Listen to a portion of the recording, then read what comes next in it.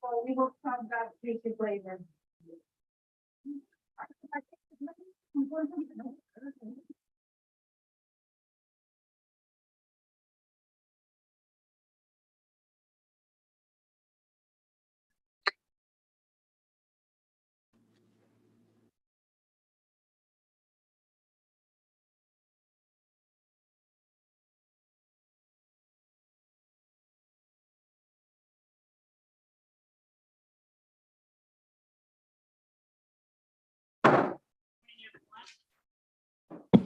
Good morning, everyone. Morning. I'd like to call the Committee of the Whole for the Wayne County Commission to order.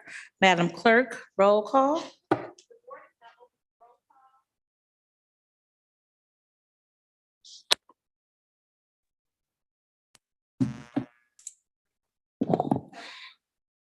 Thank you so much. Next item.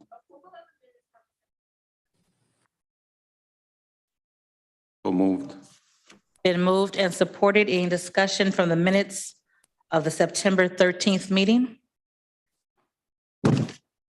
Hearing none, please vote.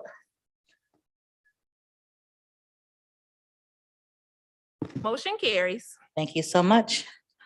Next item. Chair's remarks. So as we all know, we've received over $300 million to the county in ARPA dollars.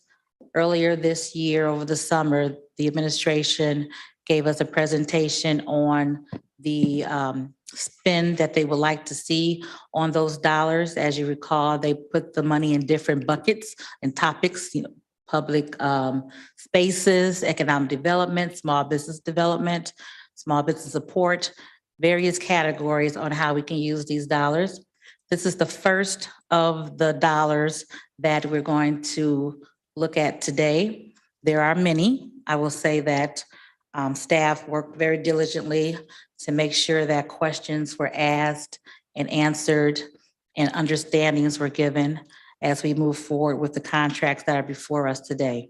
This will be approximately $100 million on today's agenda that we will discuss, deliberate, and then if the body desire, move to full board on Thursday.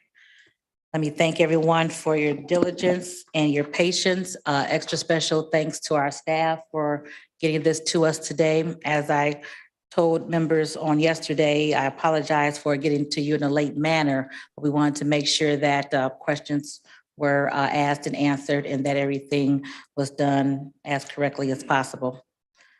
So with that, also today we're going to be a little informal. So as we go through and we discuss these different projects, if there are members from that municipality who are here who want to discuss what the project is, I know we have Supervisor Kevin McNamara in the audience.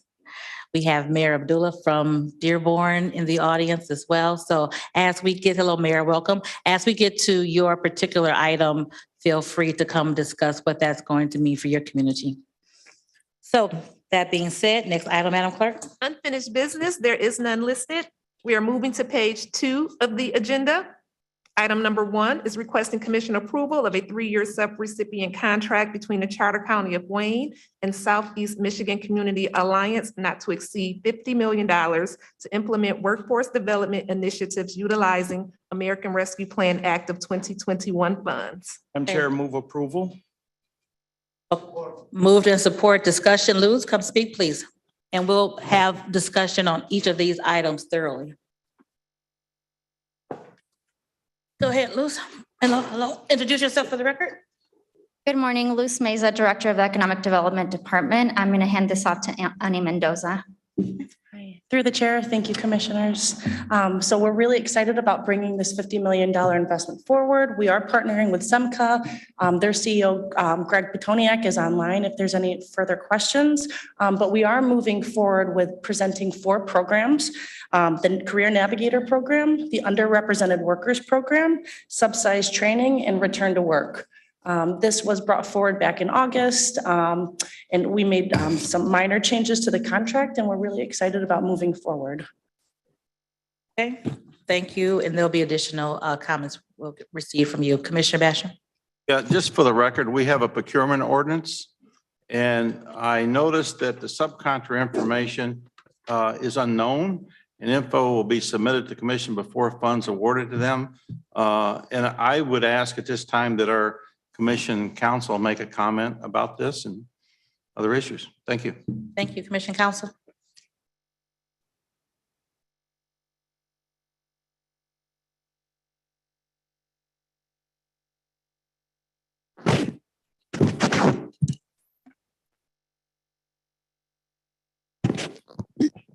My apologies, through the chair. So yes, as noted in our previous discussion with Simca, the subcontractors for this project are not known. The department previously indicated that Simca will actually issue the RFP. The RFP will not be issued by Wayne County, and therefore at this time, we do not know who all the subs will be. The department, and they can confirm this, had agreed prior, and I believe still, that after Simca RFPs the projects and it determines who they want to contract with, those contractors will be, that list will be submitted to the commission prior to award of those contracts. But yes, in normal circumstances and per your procurement ordinance, that information should be known now, like it is with all other contracts. But in this instance, because of the way the program is established and set up, it is unknown right now, but the department has agreed to submit it to the commission. So if I may, Madam Chair, so my question is to Commission Council. So if we vote yes on that, we're actually voting against our procurement ordinance, correct? As it stands? Your procurement ordinance currently requires that information to be provided at this time, correct? Okay, so could we pass this for the day? Do we get that information? I mean, I'm sure Simca knows, I'm not opposed to the project, but Simca should know who they want for subcontractors. If it's been in the works since August, I think I heard August is in the works. So I will speak to that. We are launching programs that have not been done regionally. We're doing a return to work that requires contracting potentially with childcare providers. We're doing an underrepresented that would help with folks that might have some behavioral issues, maybe folks that are returning citizens. And so this work, although statewide, it might have more of a precedence. This work is unique, and that's why we came up with these programs. And it's important for us that Simca does their due diligence to reach out and make sure that they are finding pockets of community members and organizations that can fulfill this work. And we expect them to do that once the contract is through and once they are formally allowed to do the RFP. I would say we don't want to miss people. So we do want to do that engagement. I wouldn't say that they know off the top everybody that's going to be involved. But with due respect, you have a job to do, and I appreciate that, but we do too. And if this is in violation of our procurement ordinance, then we either need to change the procurement ordinance or you need to come in compliance with the procurement ordinance. So we could pass this for the day and then we could do that. Thank you, Commissioner. This was discussed thoroughly with council and we went back and forth and normally, well, not normally, I do not bring things to this body if there has not been agreement between the administration and this body on how to move forward. And yes, you are correct. However, given the unique circumstance, we want to make sure that we get this process going and then nothing will go forward without this body's approval after this piece of this. This is the main contract. Then when the subs come through, they will then get approved at that time. So as I understand it, well, I'm a member of this body too, and I have one vote just like the other 14 commissioners here. So as I understand it, so no contracts will be let unless it comes to this body, correct? Correct. This is the overarching contract, and then the subs will come to this body as they are going through to get let out. And with all due respect to the chair too, I need to know personally, and that's why I guess I'm the skunk at the picnic. I'm going to do my job as best I can and go home at night. And even though Simca's in my district, and former mayor is the head of Simca from my district, but I want to make sure that the T's are crossed and the I's are dotted, and I still have some questions, and that's all I'm saying. Thank you. Thank you, Commissioner. Commissioner Monique Baker McCormick. Yes. So thank you, Madam Chair. We had the same problem a couple months ago with the contractors not knowing when this contract came through through the Economic Development Committee. I had a problem then. I still have a problem. Any other contractor would provide that information. It's valid, it's relevant, and we need to know that information. So I'll say that first. In addition, there were some other changes to the contract that I saw. There was an increase in the administrative fee from 10% to 15%. And the other issue I have is that we didn't get all of this information that we should have had at least 2 weeks ago, because this contract again came before us 2 months ago. So I'm not sure why it's the last hour and we're being pushed to make a decision, and they've had time to work on various contractors. So that's where I'll start, and then you can address those questions. We totally understand these are valid questions.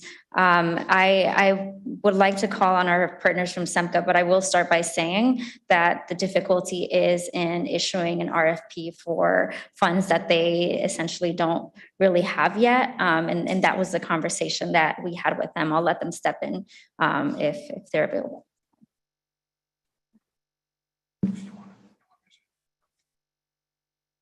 I will call on our council as well. Luz, did you want me to speak right now? Haris Ahmad with Corporation Counsel. Looking at the requirements for subcontractors, if there were subcontractors, if we knew what the subcontractors were, I believe the department would have provided it. At the moment, SEMCA is, it's not clear what SEMCA itself will do and what SEMCA will actually be subcontracting out. I mean, there is a good portion of the work that SEMCA may actually keep themselves, but that they will be exploring and seeing. So, even the way the language is worded, if there are subcontractors, we would submit that right now, we don't know if there are subcontractors and who they are. But of course, when we are aware, or when SEMCA is aware, then that would be provided. Okay, and to the issue of the increase in the administrative fee from 10% to 15%, is there a reason why it increased? Yeah, that was more of a clarification on the indirect administrative fee. The indirect administrative fee in the first contract you all saw was set at 10%. However, there was no clarification on the direct administrative fees. So the language that we added was essentially adding clarification in terms of the difference between the allowable indirect fees and what the direct administrative fees. And there is a cap in direct administrative fees to make sure that the majority of this funding is allocated directly to services for the populations that we intend to serve. So it was actually a clarification of the indirect versus direct administrative costs. But there was an increase. The indirect cost stayed at 10%.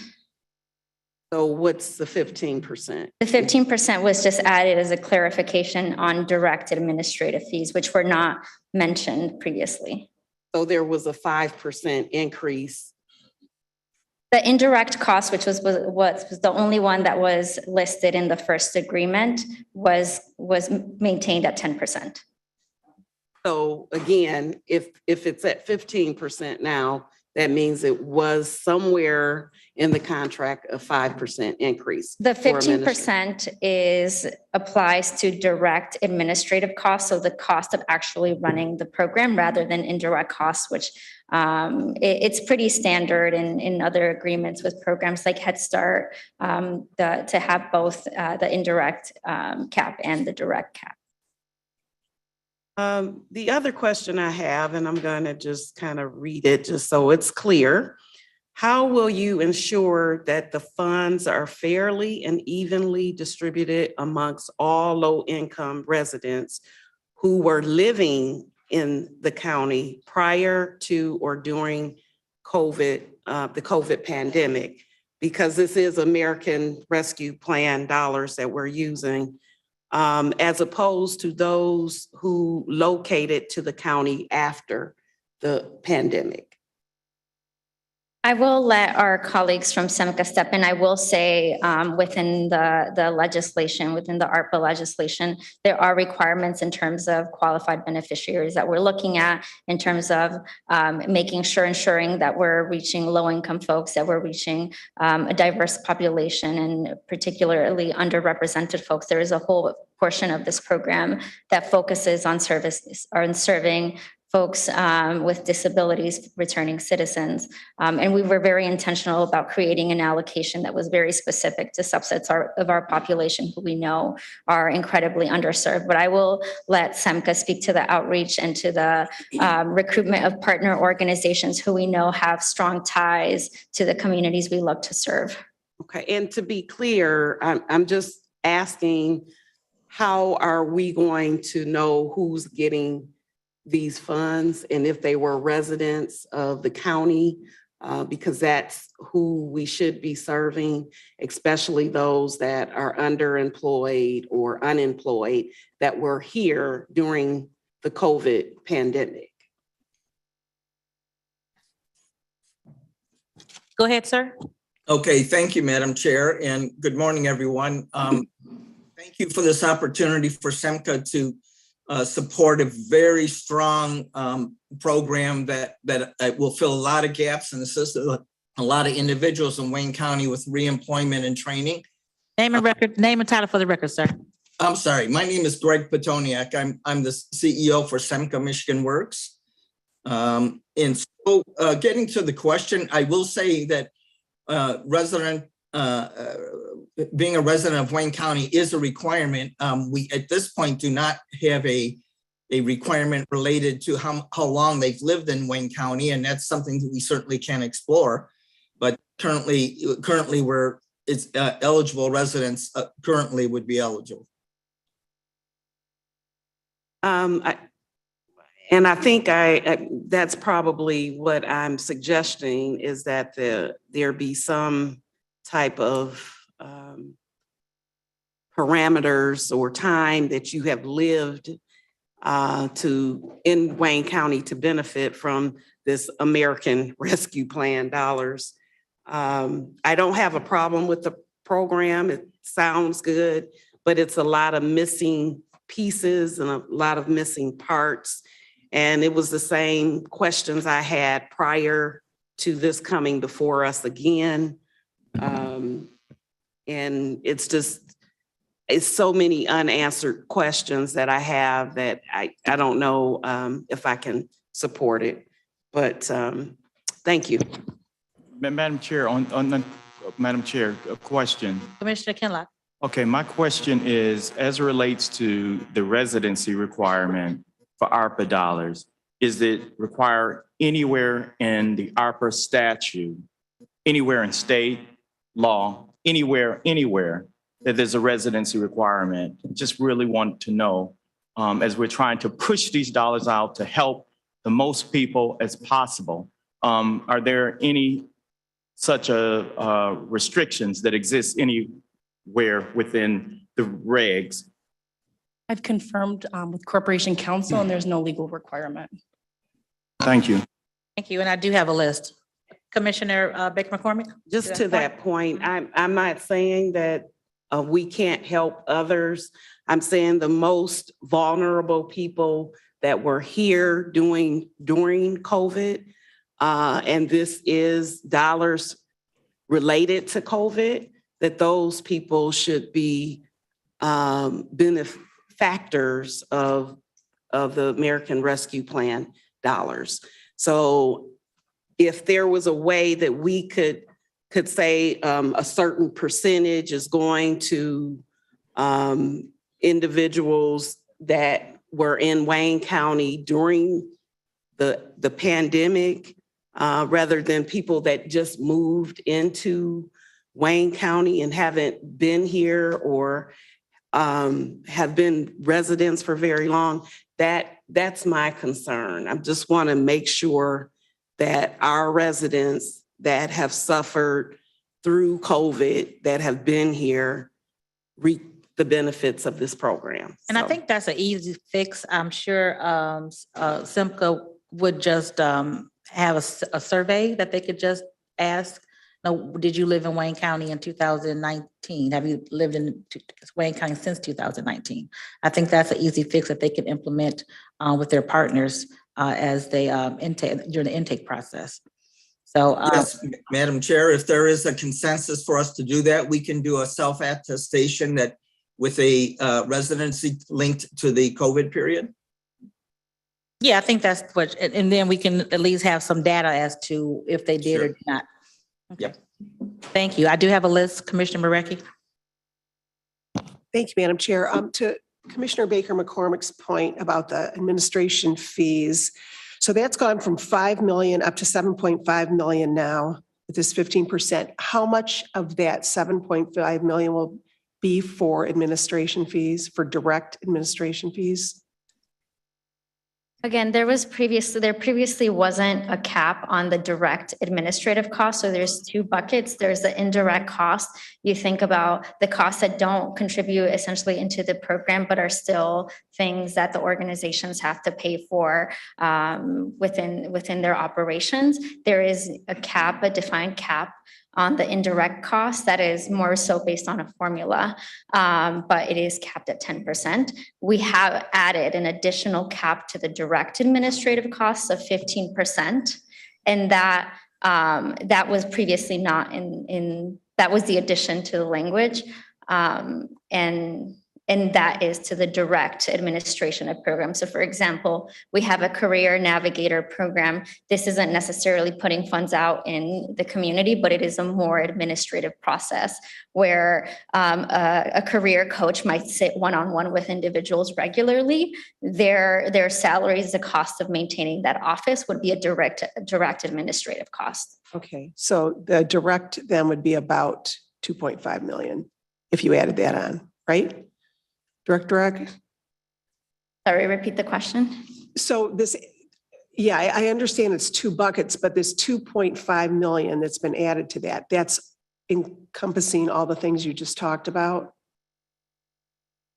Yes. 7.5 million out of this. The direct cost, Yes. correct. The Yes. indirect, which has been capped from the beginning, and we added further language as well, would be auxiliary activities. Okay.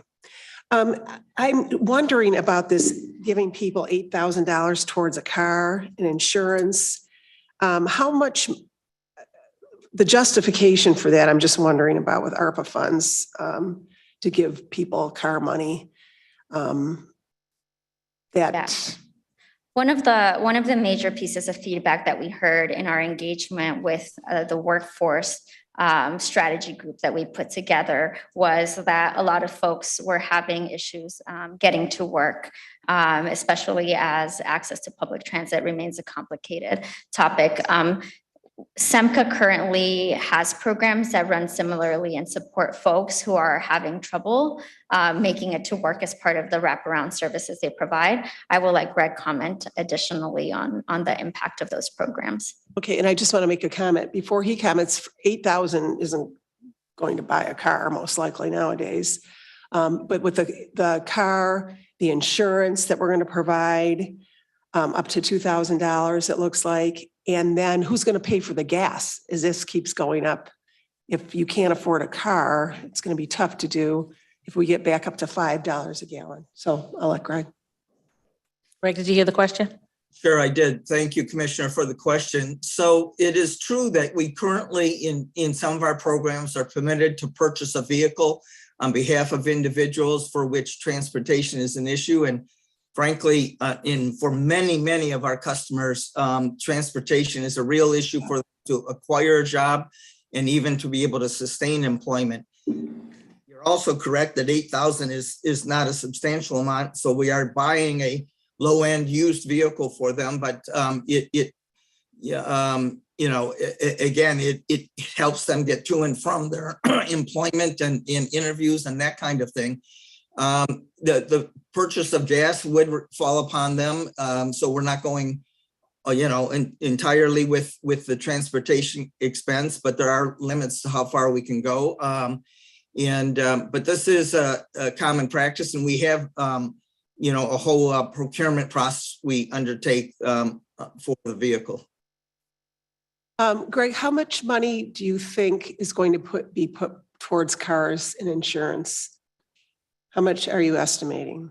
Wow, I apologize. Without doing a little bit of analysis, I wouldn't be able to answer this. And the elements of this program are new in terms of eligibility compared to our existing program. So it's very hard to estimate.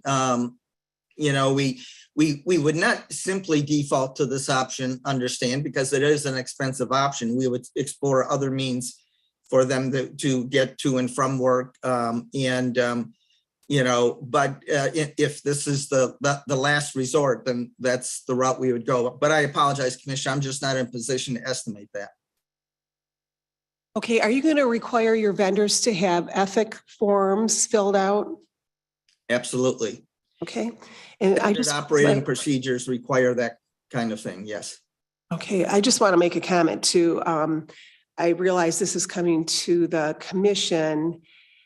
The article in Cranes today was somewhat upsetting that $32 million were going to be given to small businesses that were struggling.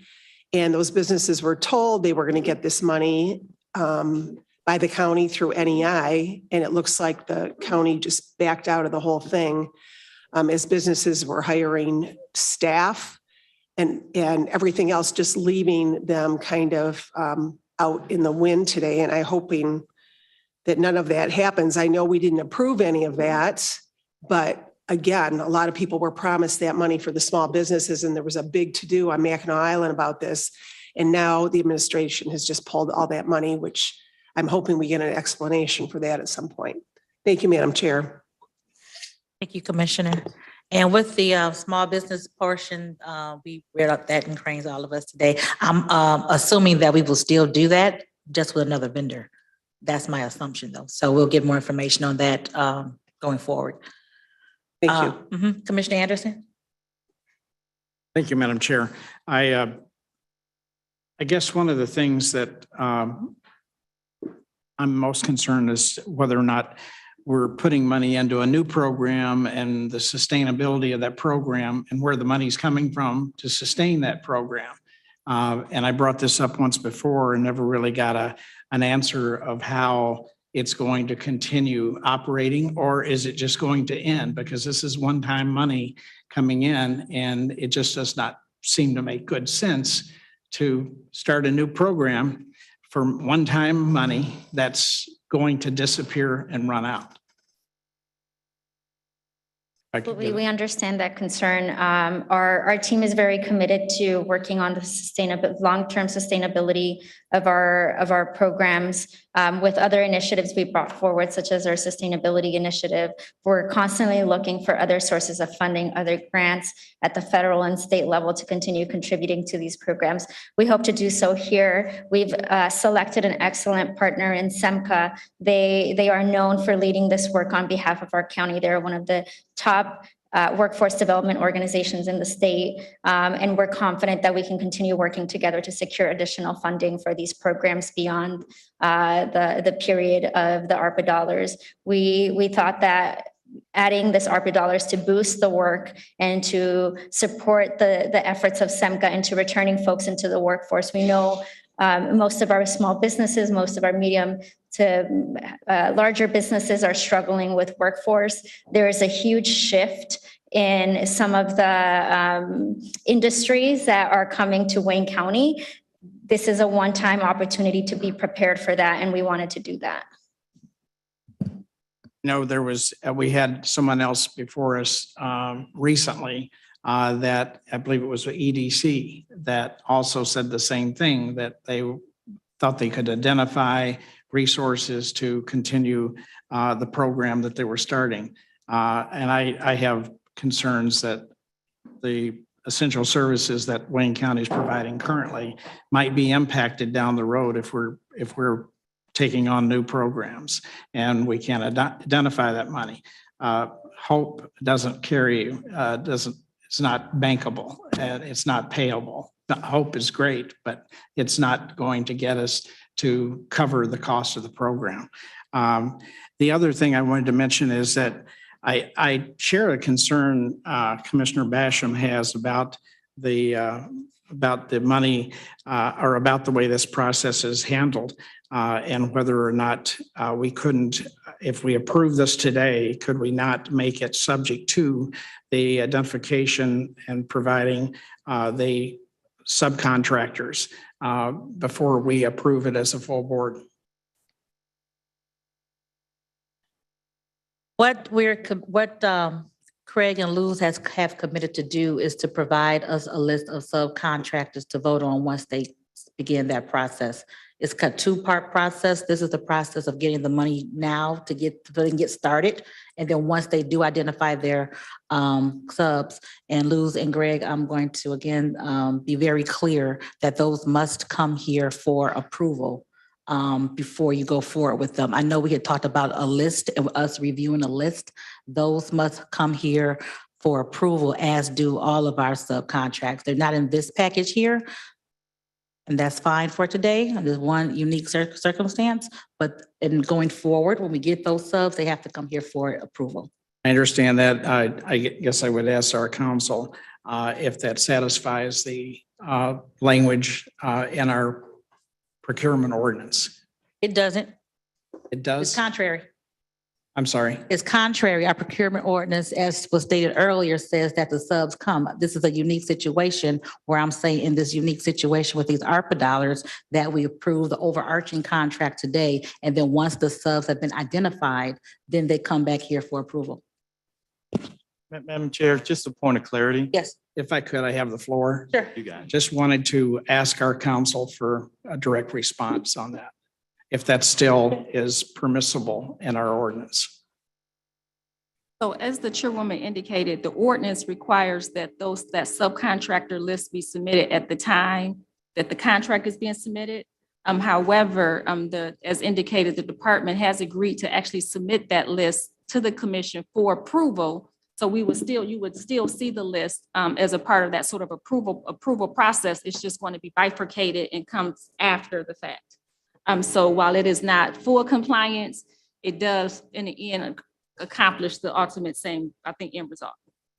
Okay, thank you. Thank you, Madam Chair. To that point, Vice Chair Palomero. Thank you, Madam Chair. To that point, so not a penny can be spent on a subcontractor unless they're approved by this body. Is that accurate? I wanted to refer to the department since they are handling the process. That is correct. Thank you very much. Commissioner Kenlock. That's okay. Council was able to address it. Thank you. Commissioner Basham. I'm sorry, Commissioner Basham, go ahead. Yeah, if for whatever reason, the administration doesn't comply with our ordinance, what means do we have of enforcing that ordinance? Because we're saying, well, this is a special funding for special projects, and we will come back to you after we've actually violated the procurement ordinance, but we are going to come in front of the commission to vote on this. And what if, and I'm doing hypothetical, what if the administration says, but this was a unique process here and we didn't have time to come to the commission with our subcontractors. So, I mean, there's too many arrows in the air for me to be comfortable with this. And I'm trying to be comfortable with it, quite frankly. But anyway, that's my, thank you. Commissioner Kleen. Thank you, Madam Chair. Couple of questions here. Commission Counsel, I looked at your updated committee analysis. And on the first page, the first question was about subcontractors. And the last sentence in the response that you got was underlined. I'm sure you did that for emphasis. The department has agreed to submit the subcontractor information to the commissioner after the evaluation of the RFP responses and prior to the award of any subcontracts. We've been talking a little bit about that here, but to me, that doesn't sound like a commission vote to me. That response indicates after the evaluation and prior to the award, that they will submit the contractor information. That doesn't sound to me like a vote of the commission. It sounds to me like, here's the list, these are the people, and we're moving forward.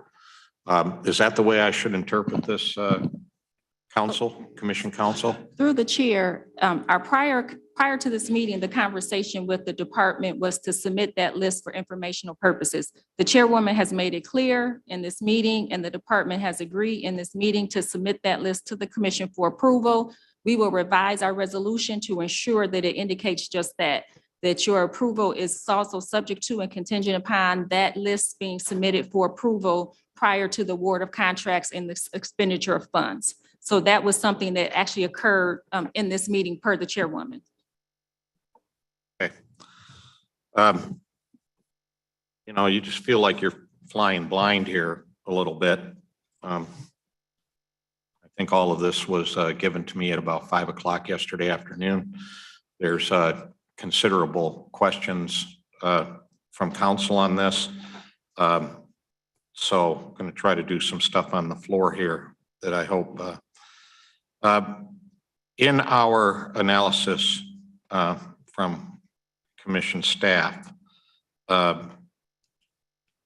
it states that the department proposed four workforce development programs as part of the recovery plan to assist Wayne County residents who are disproportionately impacted by COVID-19 in obtaining and retaining high quality jobs.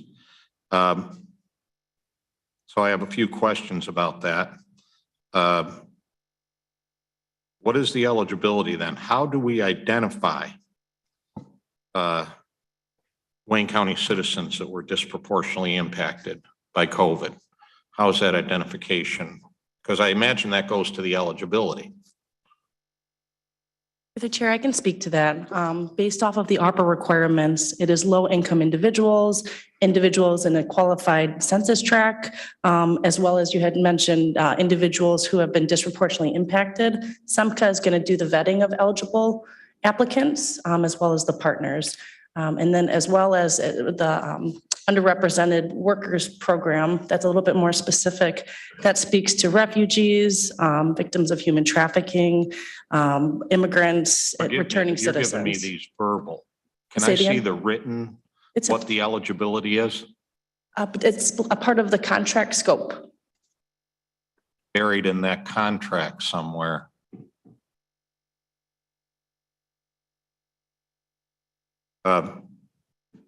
Commissioner Basham referenced that SEMCA is in your district, sir? Yeah, downriver. I'm on the east side. If you drive this county, Wayne County is a very big county. If you go for where I am on the east side, it's you can drive for an hour and still be in Wayne County, getting down to Rockwood and places like that. So how are we going to have some equity here for people across the county that were disproportionately impacted? So a couple of questions on that. Where are these job trainings going to take place? They can take place. It is going to be dependent on our partners who sign up through the RFP process. We do have a good relationship with the community colleges. We are looking at private employers as well that will be able to say, we're willing to do a subsidized training. We can train on the job and with the hope of hiring them long-term. A lot of the goals here, I'm not arguing. What I'm arguing is execution of this, that we can do what we say we're going to do. And we have people, so those criteria, which I guess are buried in the contract somewhere, that I haven't seen, how are we going to reach people geographically across the county? And how are we going to account for that, that we don't by running these programs, there's significant part of the population of Wayne County that's not reached by this. And then those folks would be disproportionately impacted because of, a job training program in their area. And I see the $8,000 for a car. If you have to travel to go to these programs, that's a cost too before you even are eligible for an $8,000 car. So to guarantee that this is equitable across the county, what is the plan for that? I'd like to answer the first portion of that. How are we going to reach these partners? Some of these are newer services. We've never done a return to work for childcare. That is new. So the expectation of SEMCA is to do their due diligence in this RFP process to reach folks. And we have been very clear about that, to reach different populations where the service is really needed. I will let Greg speak right now. SEMCA does have a presence in the whole region, even outside of Wayne County, as to how they currently find individuals to help serve in this capacity. Well, before we get to that, I'm wondering what the county said to SEMCA to ensure that this takes place. How are you monitoring this as a county? Or are we just going to say, well, whatever they do is whatever they do? They do have monthly reporting requirements that will be coming to us so that we can ensure the dollars are being used as necessary. And that's a question I have later, is the reporting to the commission then too, because as you can see, we're very interested that this program is equitable across. So reporting to the commission on this, what's the department's plans? We can do it quarterly. Quarterly report. Yeah, Madam Chair, it seems like we should have one of our committees assigned to this so that those reports are not just emailed and never appear on a commission agenda. It's just like, well, we got the report, that we can have discussions of this as this program, to have a formal report to one of our committees. Economic Development will be the committee where the reports will be assigned Okay. to. And that'll be an agenda item when they come. Yes. Because this is very important. So how many people do we estimate are going to be trained by this? Greg, can you speak to that? Yes, Commissioner. So first of all, some of the programs are not specifically training, but there's support for individuals to find jobs and maintain employment. In a training context, that will be defined by the number of employers that we connect to that provide on-the-job training or identify pre-employment training that we can provide to them. We will be braiding funding that we have, by the way, that's associated with training funding opportunities for these individuals that more than likely eligible for our existing programs. So this will really expand the number of individuals, I think, that will benefit from reemployment and training services. And in terms of outreach, so part of that will be the result of our procurement process for the potential service providers on this, the sub awards we've been talking about, in making sure that their reach is within all parts of Wayne County. And additionally, in terms of, typical outreach methods like social media and community-based information. Mr.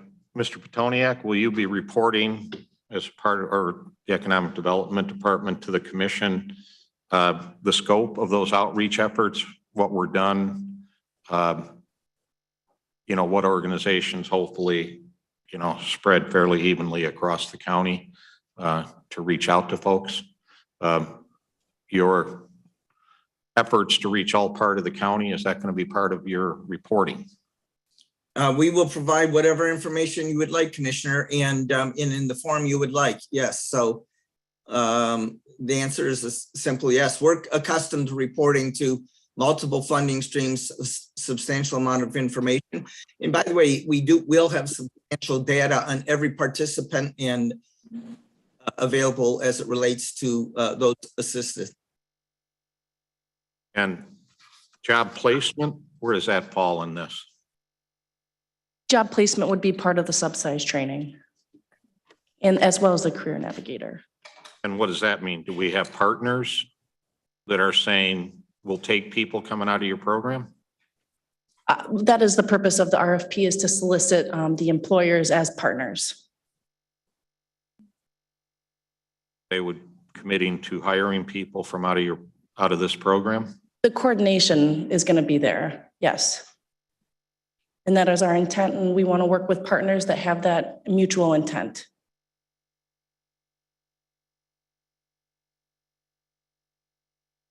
Okay, and that would be part of the reporting too. How many people have gone into the program and how many actually have gotten jobs coming out of it? You know, Commissioner Marecki, I got a couple of calls on that NEI thing too. Some great disappointment. The way it was given to me as they pulled the rug out from underneath us is the way I heard about it. Today, when I got to my seat, I got this multi-page something with no explanation. If I read between the lines, these are people that the Economic Development Department have reached out to for ARPA funding. Some of them are still in process and all of that kind of thing. Is that what this document is? Yeah, it'll be part of the next, with the community submitted projects. I believe Commission has requested multiple times the list of submissions received from communities. We gave you a copy of it, but we'll talk about it. Yeah, because that's another thing that gives me a little heartache here. The chair referenced earlier, you know, wow, 5 months ago or so, the administration came to us with a nice little PowerPoint and all these buckets for where ARPA money was going to be spent, and our 340 million, you know, 50 to 60 million here, 50 to 60 million there. Now we're seeing this piecemeal. And I believe today's total is somewhere around 100 million, which is 1/3 of that money.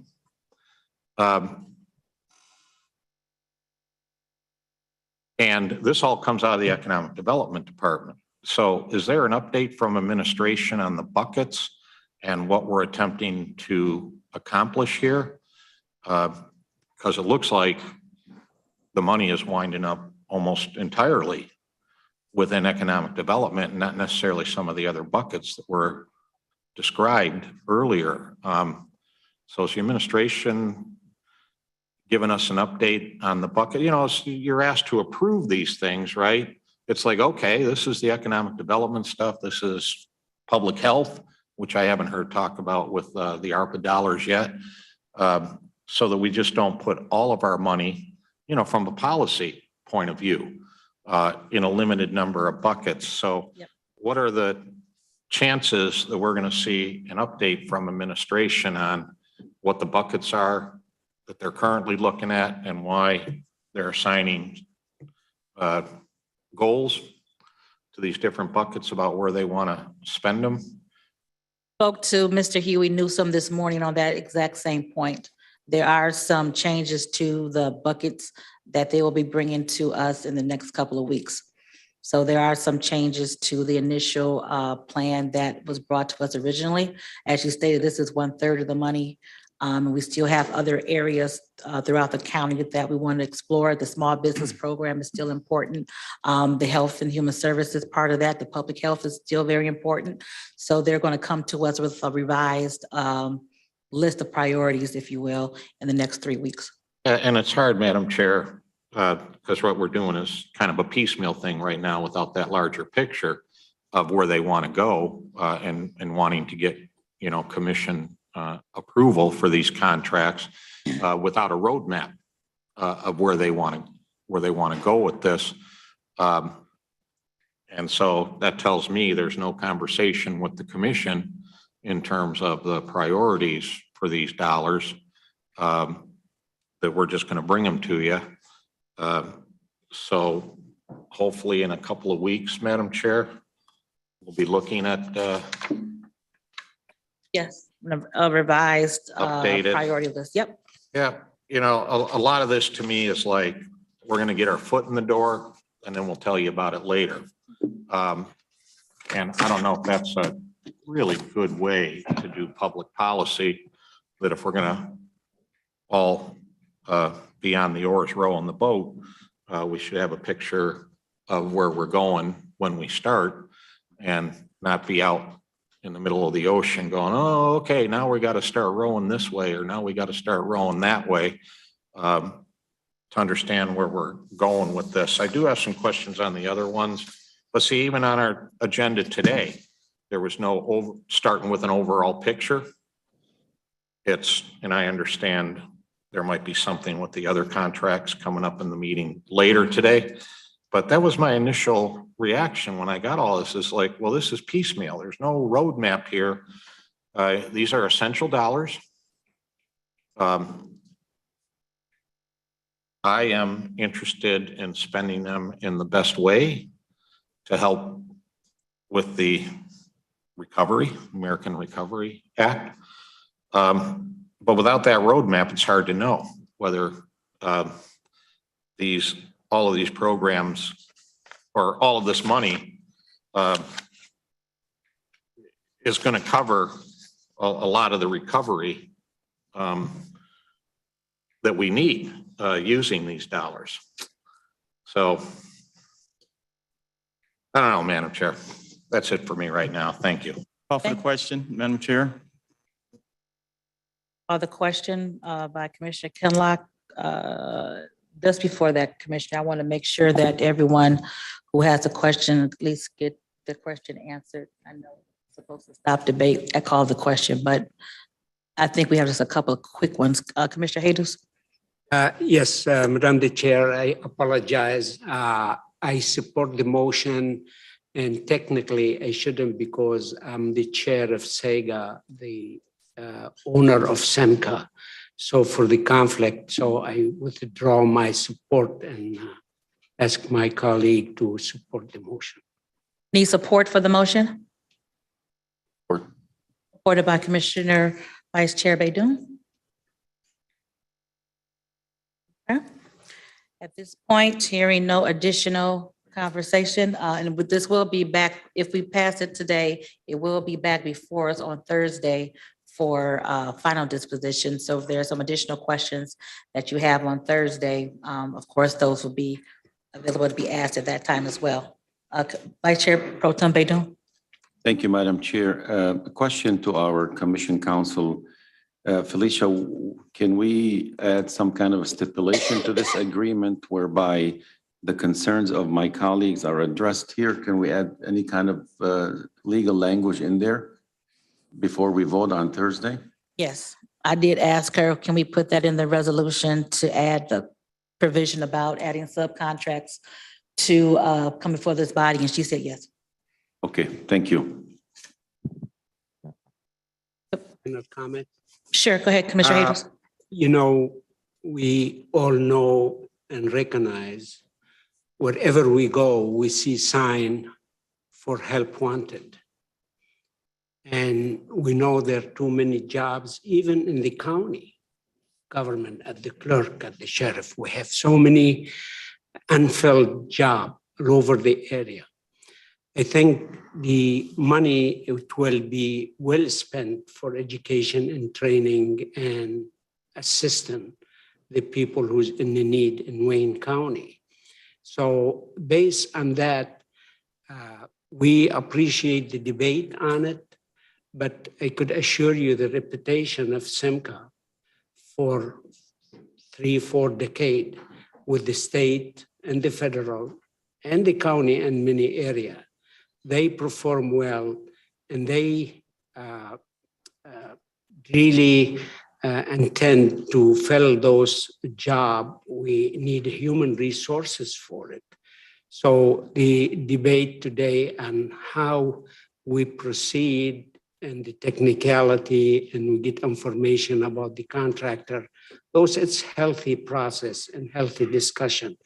But no question in my mind, SEMCA would rise up to the occasion and add to their success by putting people to work. Thank you. Thank you, Commissioner. Last word by Commissioner Basham. Thank you, Madam Chair. Now, what we're voting on will be as amended. No. That's the intention of my motion based upon, those inclusions. Okay, thank you.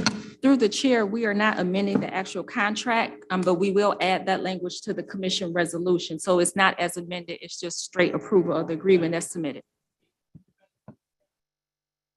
In the resolution that we do of every contract, in the resolution, it will state that we will have those documents before us for approval prior to them entering into the subcontract, before we enter into those contracts.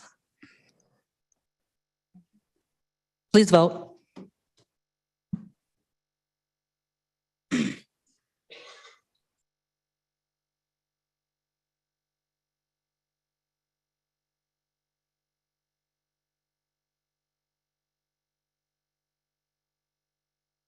Thank you. And again, this will go to full board on Thursday. Next item, Madam Clerk, and I will say that the next items 2 through 14, I'd like to have that as one motion, and then we can discuss them individually. Moved and supported for discussion. The first item, number 2. Go ahead. Item number 2 is requesting commission approval of an intergovernmental agreement between the Charter County of Wayne and the City of Ecorse not to exceed $3,500,000. Okay, and before we go on, I just want to acknowledge that Mayor Turnbell from Northville is also here with us today. Mayor. Okay, City of Ecorse not to exceed $3.5 million. Go ahead, Luz.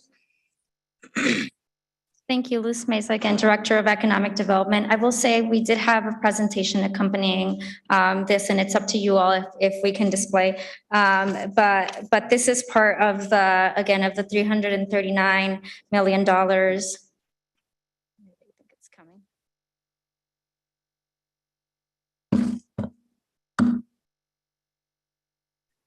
You have the presentation, Madam Clerk. Oh.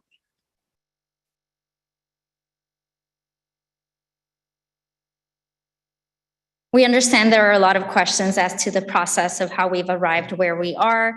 I wanted to give you a quick walkthrough. We did include a memo with this information as part of our contract submission. But if you could go to the next slide, you all have seen these originally created buckets and strategic planning around our ARPA funds. It included investing our $339 million in human infrastructure to the benefit of our residents and our communities. This includes in the categories of public spaces, workforce development, housing, health, economic recovery, and infrastructure. Next slide, please. Further from that, as these categories were shared with our communities, we set out with a plan to evaluate proposals from our communities under a number of pillars that you all have seen as well. The first one being equity, how funds are being distributed equally and to support communities that have been historically disinvested. There was a point on leverage. Leverage speaks to the community's buy-in into the projects they are requesting. So we're not asking to fund their wish list and be funded from our county dollars alone. We're asking for them to come in and support the projects with other sources of funding to show the community's commitment to carry these through. Feasibility speaks to whether we think these projects can be done within the timeline and whether all of the components of the scope of the project are here.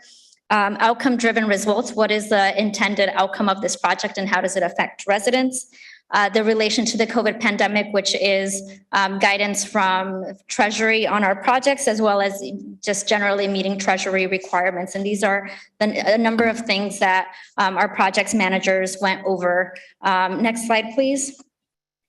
Through our Economic Development Division, we received 289 submissions from Wayne County communities and partners organizations for requests for funding. This is a total project cost of $2.3 billion, of which $908 million was requested of Wayne County. Next slide. And so here's a quick summary of the submissions, which you have in greater detail in the additional packets we handed out. Of the total projects in the queue, today you are seeing 13 projects. These are the one in the pink column. There is an additional batch 2 that we think are projects that look really good, that are missing some scope elements and perhaps need to fill in some gaps in the budget, but we're hoping to bring forward to you all soon as well. There's a batch 3 projects that probably need a little bit more work.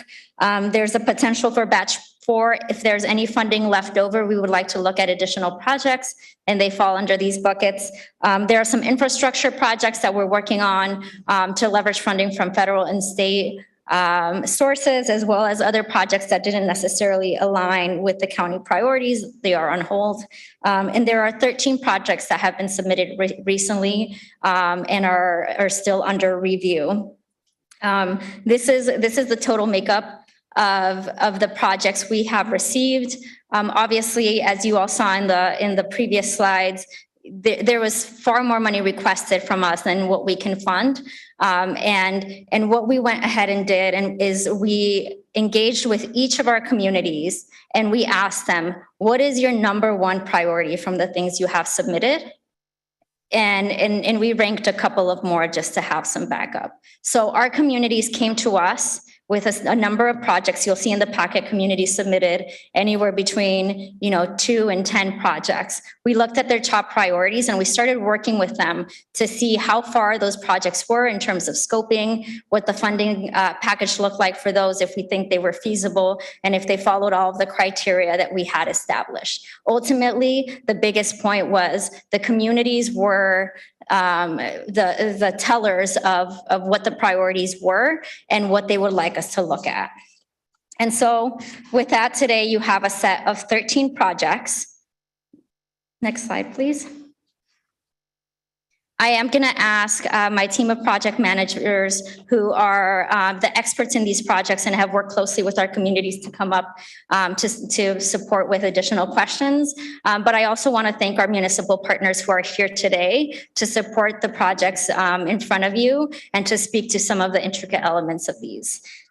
E-Course, Mill Street Development Project. I'm going to call on Ani, who is very familiar with this project. The total cost of this project is $6 million. There is $2.5 million in contributions from the community and other partners. There's a $3.5 million request from the county. This is a 67-acre site that offers opportunity for redevelopment and E-Course. It aims to remediate environmental contamination at this Mill Street property. And I will note that Mayor Tidwell from E-Course is here as well. I don't know, Mayor, if you want to come up and speak after the administration does the presentation. Thank you, through the chair. We're really excited about this project. As Luz had mentioned, it's a 67-acre site. It is in a qualified census tract.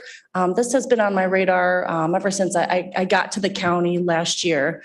The Michigan Economic Development Corporation has funded this site for site readiness, which is a pretty big deal. They only do so many sites every year.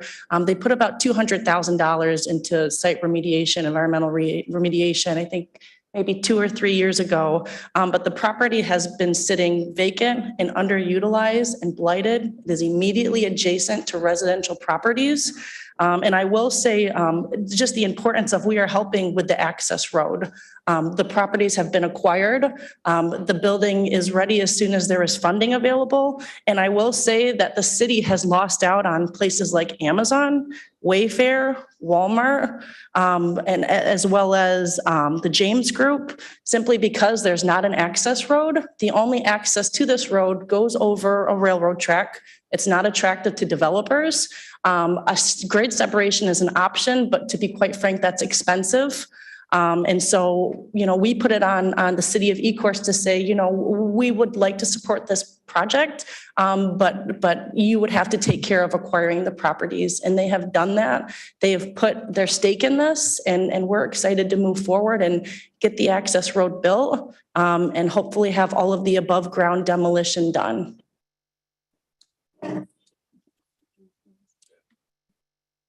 Yes, thank you very much. Yes, this is a very much needed project, not only just in the city of E-Course, but Wayne County and the Down River area. which will create jobs.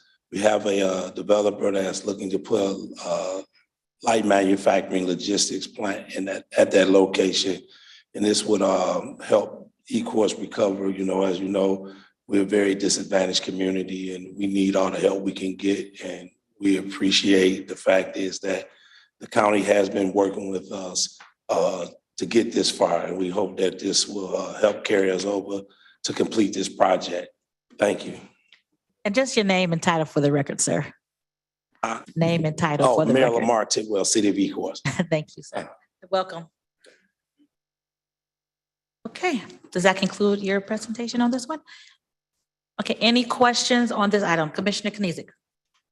I don't have a question on the item, but I have a question on one of the documents that was provided to us prior to the meeting. So you had mentioned there's 13 projects that were recently submitted that are still working their way through the process. I see those 13 projects on the first page.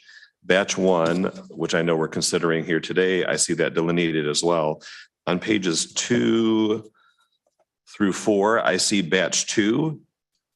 And then, so did I understand what you said correctly, that batch 2 is what we should expect to be coming next?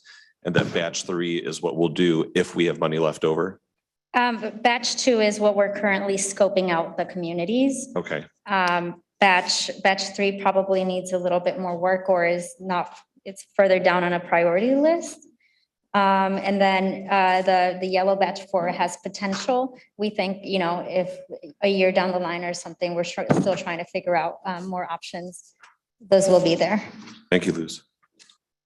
Mr. Anderson? Thank you, Madam Chair. Luz, I just wanted to ask, these projects, the package that you gave us this morning does not indicate what you're waiting for from those the proposals and the request from the communities. That what's up in the air? Is there something that we could assist with our local communities? Because there's nothing that indicates what is the holdup. And so it sounds like beyond today, everything else is still not settled because you said they're still scoping out the projects that are in number 2. And also I wanted to ask I believe there was only one city, am I correct, that received funding directly, the ARPA dollars? Was there not one? One city that received their own allocation of ARPA Yes. dollars? Yes. I believe all of our communities received an Okay. allocation of Okay. ARPA dollars. Some are very small, Right. but yes, Which was the largest? City of Detroit. And what was the amount? Do you know? I couldn't tell you off the top of my I think head. someone mentioned it earlier, it was over $600 million. So, but anyway, the other thing is, where did and can you go back to the slide with the screen with the triangle? The only thing that it did not tell us is how much emphasis or how many, if it was points, did you use a point system on how they fit into that triangle? We evaluated whether they met the criteria, and then we worked with the communities to identify which of the projects that met the criteria were their priorities. And did properties that are privately owned qualify for any of these projects? It depends on the purpose. I believe there's questions about blighted properties and demolition of blighted properties. So far as what we've heard from our consultants, they qualify. Because I guess I have a question of whether or not is that it? Does that fit in the triangle? Is that what you're talking about under?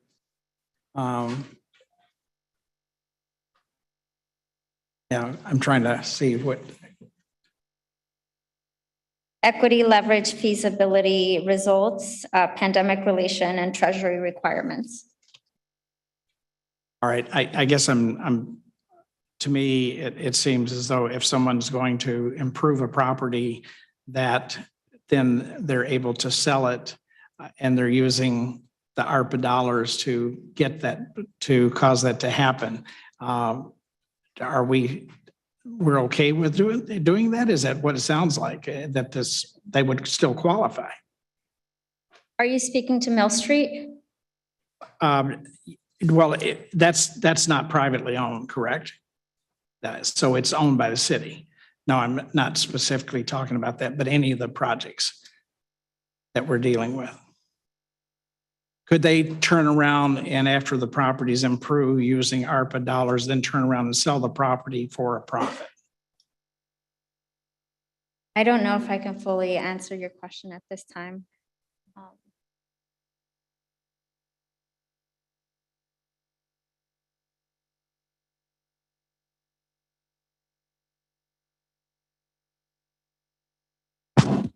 Aris Hamad, Corporation Counsel. I think you're probably talking about the City of Trenton project, Commissioner, but yeah, I mean, it's a blighted property. It's been identified as a blighted property. And so it would be a valid use of the funds under ARPA. That one has actually been done under revenue replacement. So if the county can do it, then it can do it. Like if it could do it otherwise, then it can do it. I can see down the road, we're going to read about this, that we used ARPA dollars to improve a property that someone then turns around and sells and makes a large profit out of it.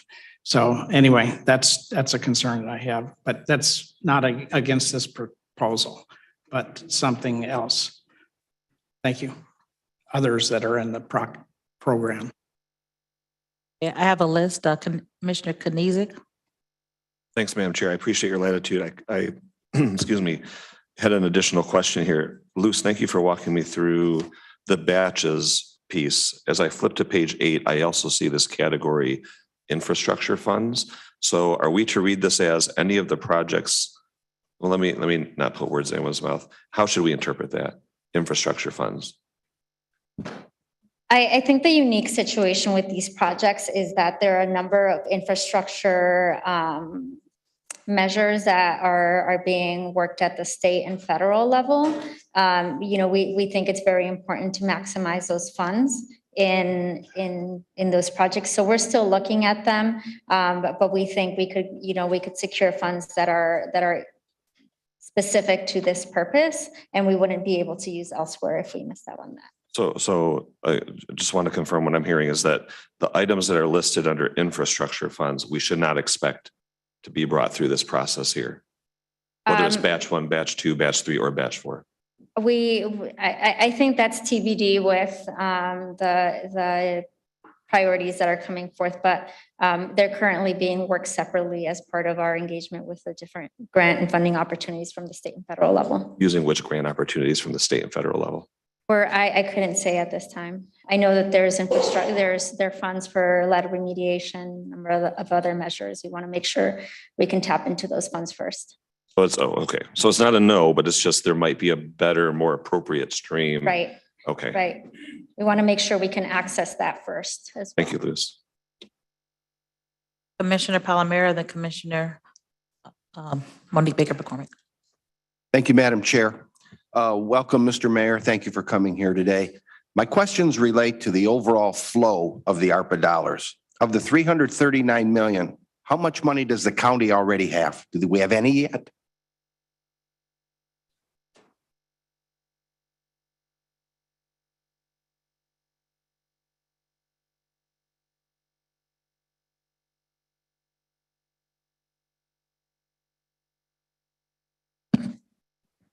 Hi, Huey Newsome, I'm CFO for Wayne County. Could you repeat the question, please? The question is of the flow, right here, of the flow of ARPA dollars, 339 million. Does the county have any of this money yet? And then I'm gonna have some other questions on how it's gonna flow. Is the county gonna pay these bills, or is it gonna go to the city of Ecorse who's gonna pay? How is this gonna work? So Yeah, do we have, how much money's- money do we have already? We've received our second tranche. So we received the full 339 million. So the county has 339 million sitting somewhere. Yes, that's correct. Okay.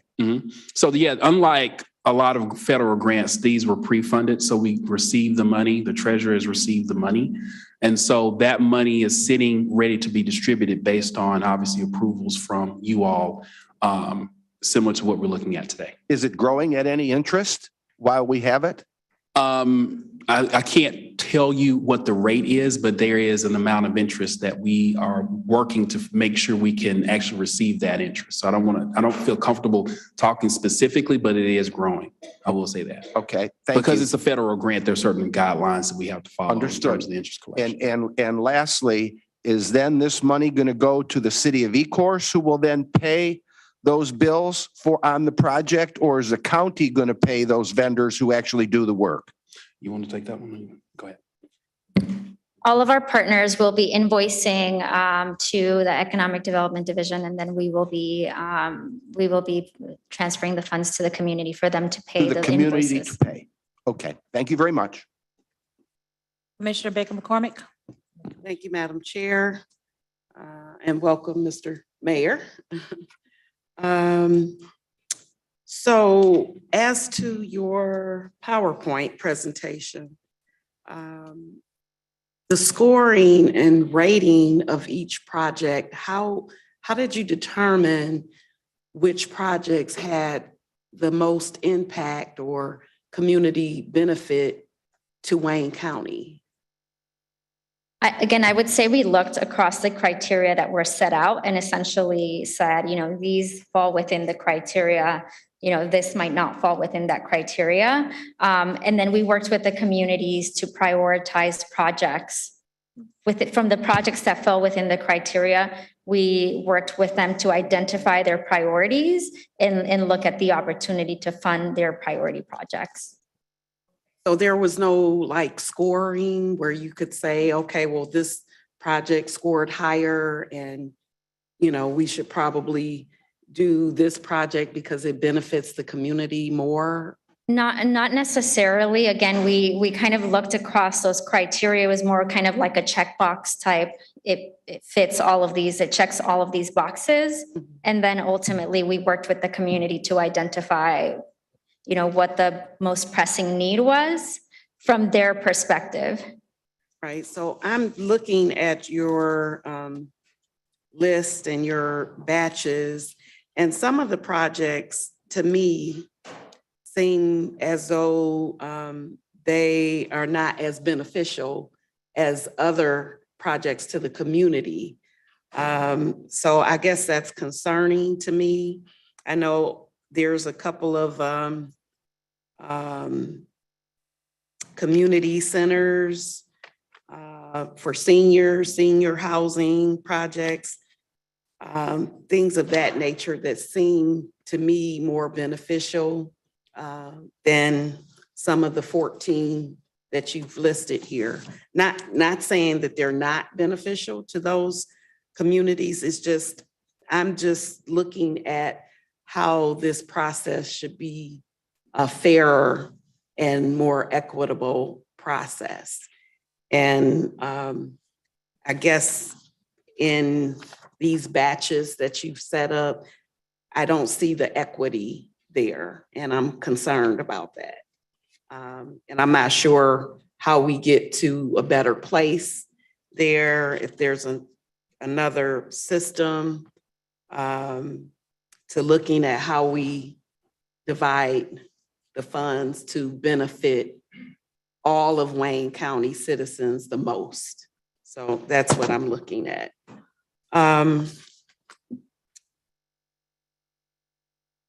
Yeah, okay, that's it. Thank you. Thank you, Commissioner Marecki.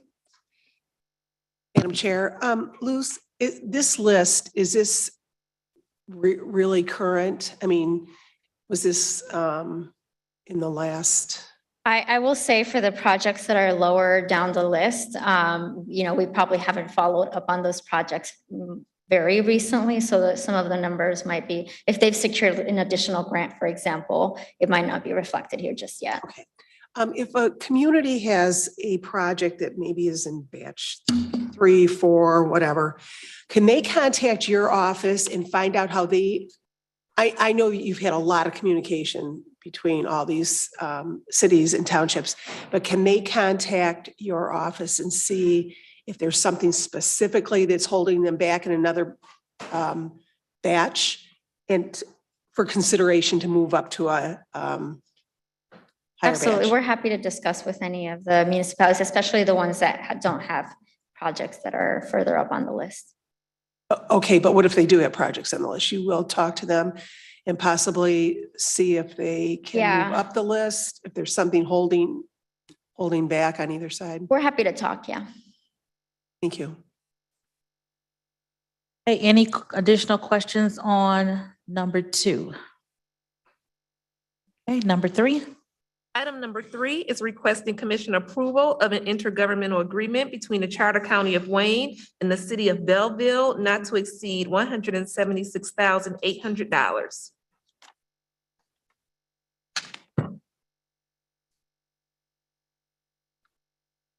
This project, the Victory Station Rehab in the city of Belleville, is located at the south end of Belleville's downtown district. This falls under the public spaces category. I did misclarifying that all of these projects fall within the multiple buckets that were shared and not just under economic development. This is a public spaces project. The total cost of the project is $272,000 with a contribution from the county of $176,800. And from the community and other sources, there's 68 and then 27,000. So that's total funding split. And I'll have Dave and our community partners.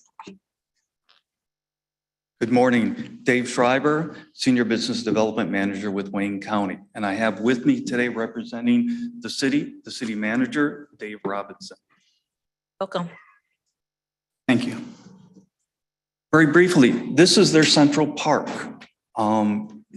This represents what ARPA is all about, which is to strengthen up the resilience of our community. The improvement to this park will not only benefit the residents because it'll give them more opportunities to do healthy activities outdoors, but because of its location, it'll also benefit the businesses that are in that area there. So it has multiple benefits with this. And with that, just introduce. Madam Chair, Commissioners, I'm David Robinson. I'm the City Manager and Police Chief in the City of Belleville. And this project was the first that I did for coming to the commission for.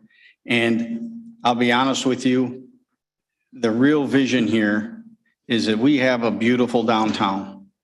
We currently have an energy in Belleville that is growing and is very well supported by our citizens. We have private investment, major private investment taking place at our north end of our downtown. And I don't want to be remiss and not concentrate on the south end of our downtown. Well, right at the south end of our downtown is Victory Park. We were lucky enough, probably 70 years ago, Wayne County Comfort Station was in that park.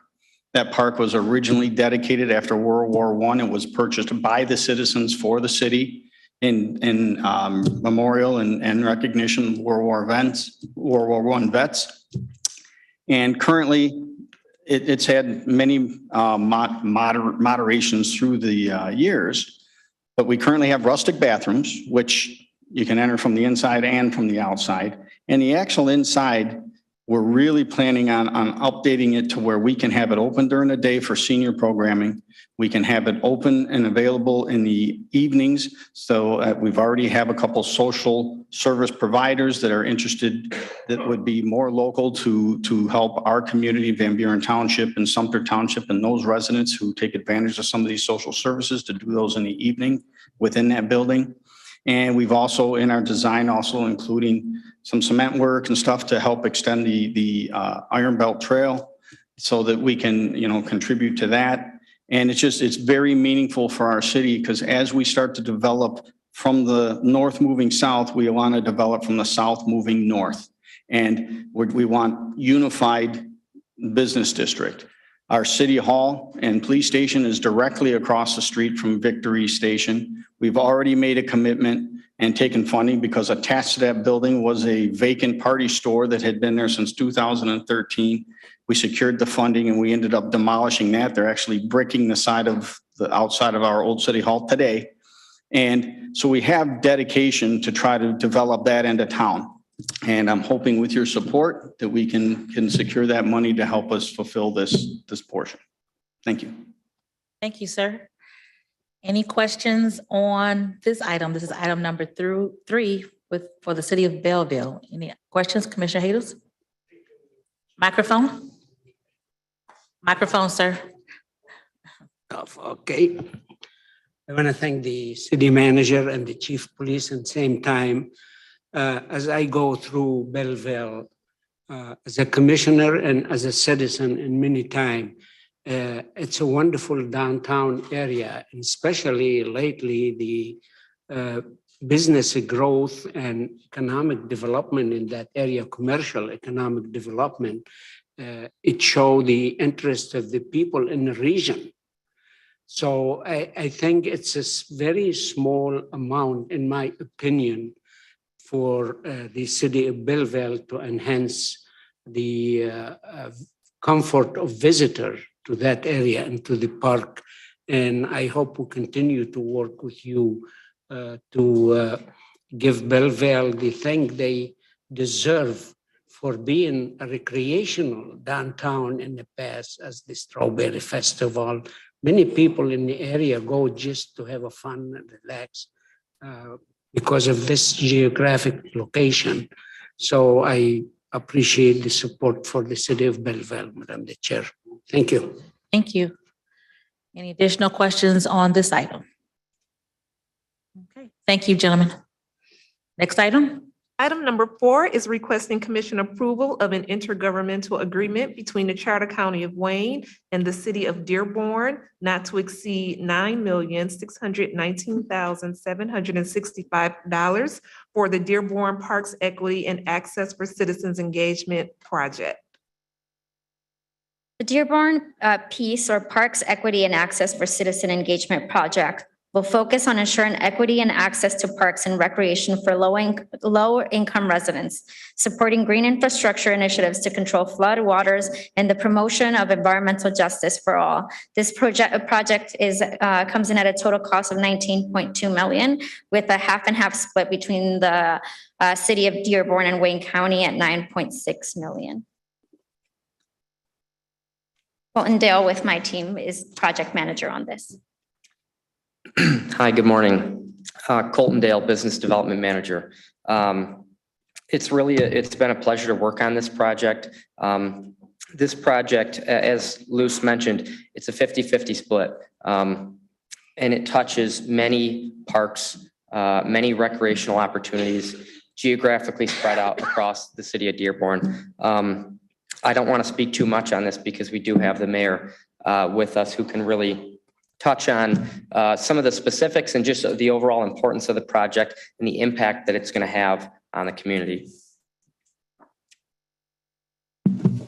Good morning, Madam Chair, members of the commission. Abdullah Hamoud, Mayor for the city of Dearborn. Welcome, Mr. Mayor. Thank you so much. And thank you for the opportunity to speak and for taking up this project today. The Peace Projects, and my director, I'd be remiss, Nicole Hefty, the Philanthropy and Grants Directors who submitted the project. Our goal is to do a few things. One, we realized that during COVID, the one place that most of our residents actually patronized was our parks. But many of our parks were dilapidated all throughout the city. And then secondly, last year in the tragic events of the flooding events that occurred throughout Southeast Michigan, the city of Dearborn weathered quite the storm. With about 32,000 homes, roughly 21,000 experienced flooding to some severity. And so the project that we submitted will actually expand green projects and green infrastructure all throughout our city. It'll revitalize the parks in the current state, updating the playscapes, making sure that they are accessible by all residents. Also adding rain gardens, detention basins, bioswales, clearing up some of the log jams that have permeated through the Rouge River that have gone without being cleared. That will help alleviate some of the flooding issues as well, but also making sure that we can turn some of these green spaces into spaces that can also capture economic investment. And so while they'll still be retained by the city and owned by the city, it gives way for things like food trucks or prefabricated, some of those cargo So shipping containers, there we go, for businesses to pop up, pay revenue to the city. So we're also capturing revenue in many of these park spaces. And lastly, what I'll add is we cover every zip code throughout our city with a heavy investment in the zip codes that have not experienced much investment over the last decade, particularly those in the east and south end of our city. Thank you, Mr. Mayor. Thank you. Vice Chair Pro Tem Baidoon. Thank you, Madam Chair. First, let me thank Mayor Hammoud for being here. Thank you, Luz, and thank you, Colton, for working on this project. As the Wayne County Commissioner for the great city of Dearborn, I'm very excited about the Peace Project. Like the mayor alluded to, this is going to address a lot of the issues that we have experienced, especially last year in terms of flooding. Creating more green space is always a welcome. And I'm very excited, and I hope all of my colleagues would support this Peace Project. Thank you. Thank you. Any comments, questions from the commission? Any questions on this project? Okay, thank you, Mr. Mayor. Thank you for coming out. Next item. Item number 5 is requesting commission approval of a subrecipient agreement between the Charter County of Wayne and the City of Detroit not to exceed $20 million for the Joe Louis Greenway project. The Joe Louis Greenway project is, as many know, a project that will create comprehensive recreational path that will connect neighborhoods previously separated by freeways and discontinuous transit via new existing pedestrian and bike paths, creating a total of 27.5 miles of accessible and connected pathways. The total cost of this project is $248 million. The community at this time has contributed $50 million, and there's about $178 million from other sources. There's a request from the county for $28 million, which we're recommending today. This portion of the funding will support in connecting the portions of the Greenway that spanned the city of Dearborn, the city of Highland Park, and the city of Hamtramck, as well as portions into the city of Detroit. This project covers every Detroit Commission district, as well as portions of Dearborn. Hi, Colton Dale again. So, yeah, I mean, just over the weekend, I got to attend the ribbon cutting for the first portion of this project. It's a massive project, a generational project, transformational project. It's very impressive just seeing that first stretch. And as Luz mentioned, this is not just Detroit, this is Dearborn, Highland Park, and Hamtramck as well. I know that we do have some representatives from the city of Detroit on Zoom. I believe Dara O'Byrne, Megan Elliott, and Jonathan Demers should still be on Zoom, I think. Would love to give them the opportunity to speak more on this project. Anyone is on the Zoom from the city of Detroit, you can speak at this time. Good afternoon through the chair. My name is Dara O'Byrne. I'm the Chief Parks Planner for the city of Detroit. We are very grateful for being here today. We are extremely excited about the Joe Louis. Speak a little louder, please, ma'am. We're extremely excited about the Joe Louis Greenway project and the opportunity to partner with Wayne County and all the city of Dearborn, city of Highland Park, and city of Hamtramck as we work to connect the Greenway through those municipalities and the 23 neighborhoods in the city of Detroit. This is a pathway that will physically connect communities, but will also connect communities through the opportunity for economic development, neighborhood stabilization, and beautification. Thank you. Thank you. Is there anyone else or just you, the spokesperson? To the chair, Megan Elliott. I am the Deputy CFO for Development and Grants for the City of Detroit, and just wanted to thank you, Chair Bell, for your presence at our event with the community on Saturday, as well as Colton, getting to see firsthand how excited everyone was and how much representation we had from everyone in the region, and just really appreciate you guys being there. Thank you. I'll just briefly introduce myself as well. Jonathan Demers from the City of Detroit Law Department. I work regularly with Dara and Megan on this project, and I'm happy to help answer questions and assist County Corporation Counsel in discussing the agreement. Thank you. Thank you all. And I'll just say that this is a multiple revenue source project. At the ribbon cutting, which I attended on Saturday, Senator Debbie Stabenow was in attendance, as well as Congresswoman Rashida Tlaib, as well as members from the Hamtramck City Council, because it is going to touch so many communities. And it was an awesome sight to see over 100 people at that event. So excited to have a transformational project that's not unlike anything that's ever happened in this community, or in these communities, because Dearborn is a part of this as well. So thank you all for putting that together. Thank you for the presentation. Are there any questions, comments from Commission? Okay, thank you all. Next item, please. Item number 6 is requesting commission approval of a subrecipient agreement between the Charter County of Wayne and the City of Lincoln Park, not to exceed $124,865 for its downtown fitness park. The downtown outdoor fitness court in Lincoln Park entails the acquisition of privately owned vacant lot and the construction of a concrete 38 by 38 concrete slab, and the installation of a fitness court equipment. The total cost is $231,865. The community is contributing about $107,000, and the county is contributing $124,865. Ani Mendoza is the project manager for this, and we'll speak more to it. Thank you, everybody. Through the chair, it's a fairly small ask from the community. It will help activate their downtown. It does fall on a qualified census tract. Lincoln Park has a really rich Latino community.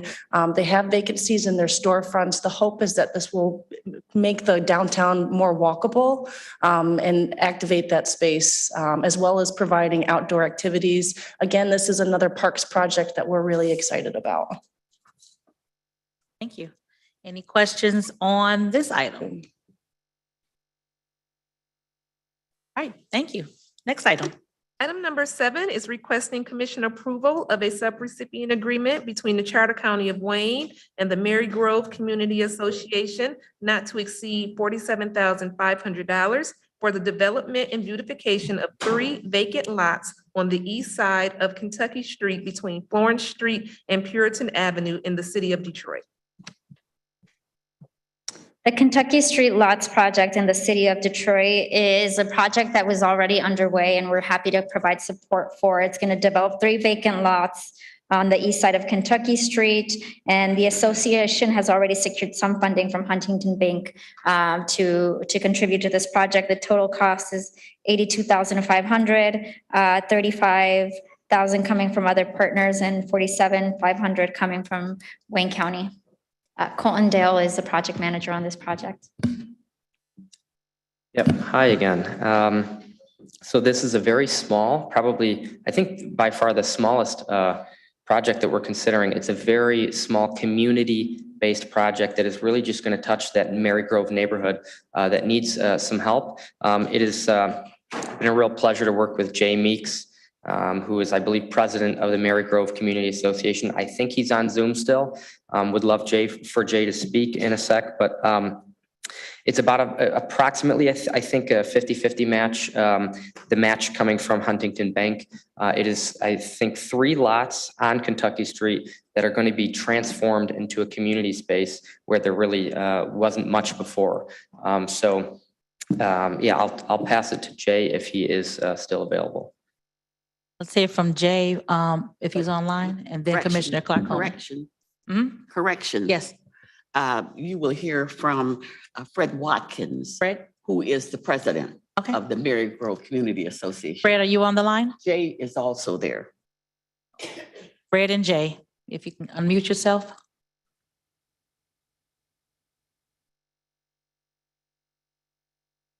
Fred and Jay, Fred or Jay.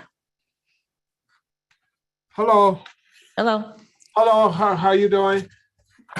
Great, how are you? What name for the record, please? My name is Fred Watkins Jr. and I'm president of Mary Grove Community Association in District 5.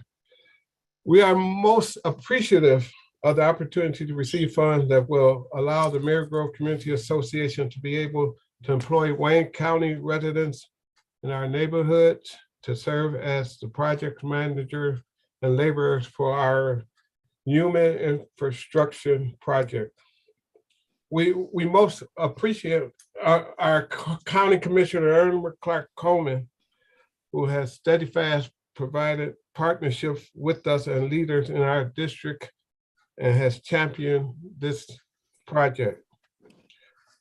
We will use these funds to finish building out and completing our human space project known as the Mary Grove Mary Grove Civic Commons, which serves as a community gathering space.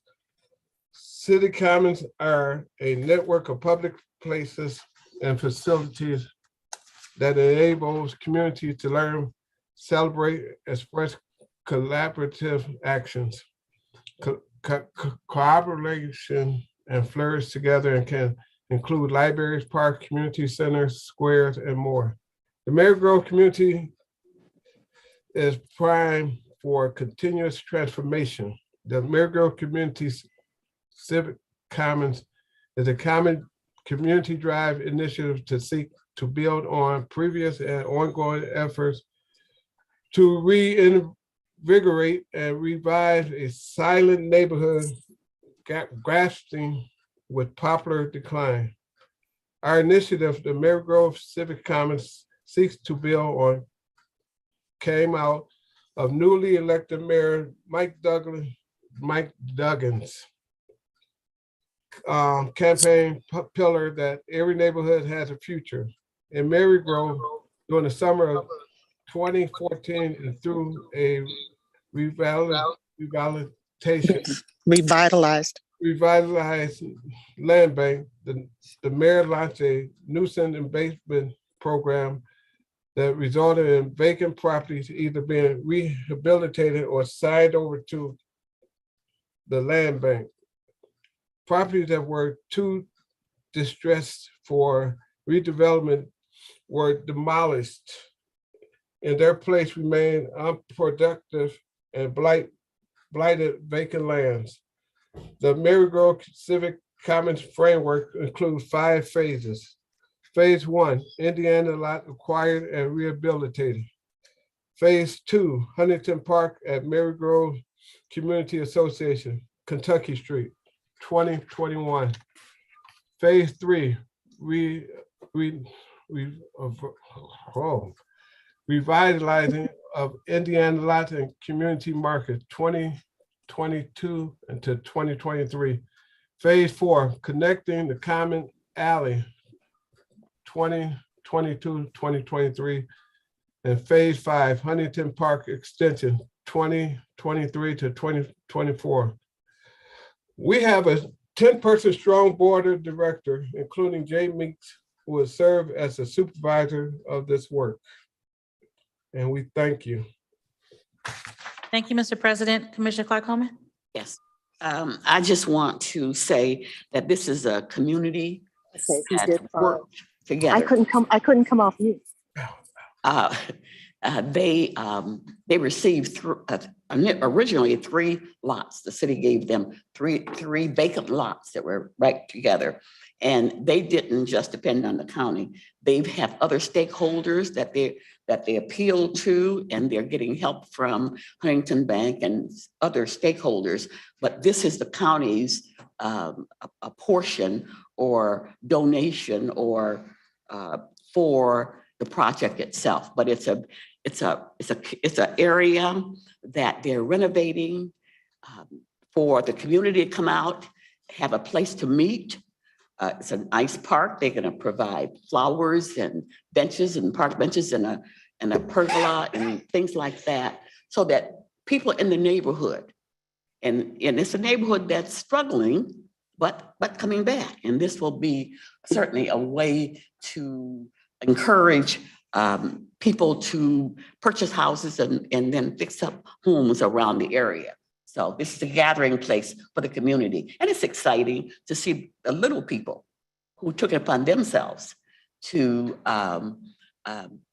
restore an area. So thank you very much. Appreciate your support.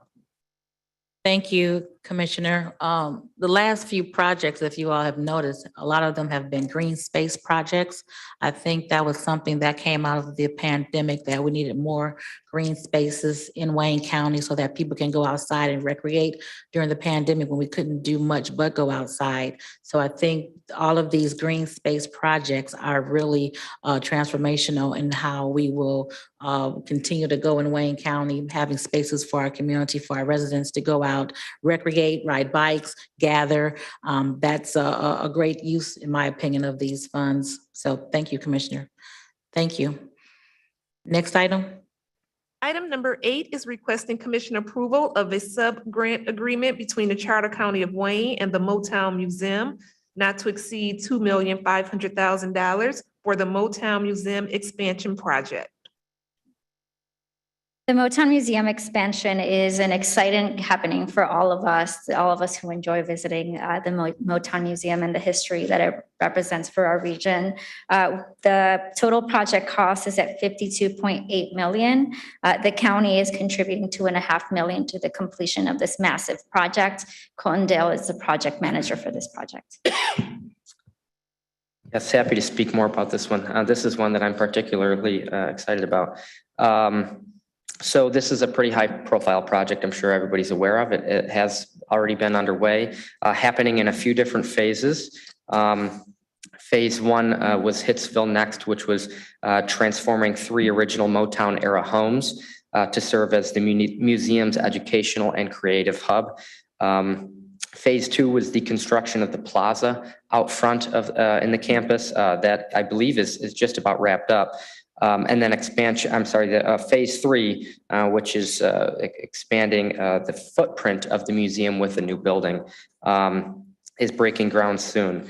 They have been raising funds from a number of different sources. We are a piece of the puzzle to help get this expansion project across the finish line, including $5 million from Ralph C. Wilson Jr. Foundation, $4 million from Barry Gordy himself, over $3 million from Ford Motor Company, and I could go on and on. I'm not sure if we have any representatives from Motown here with us. Oh, okay. Come on up. Yeah, sure.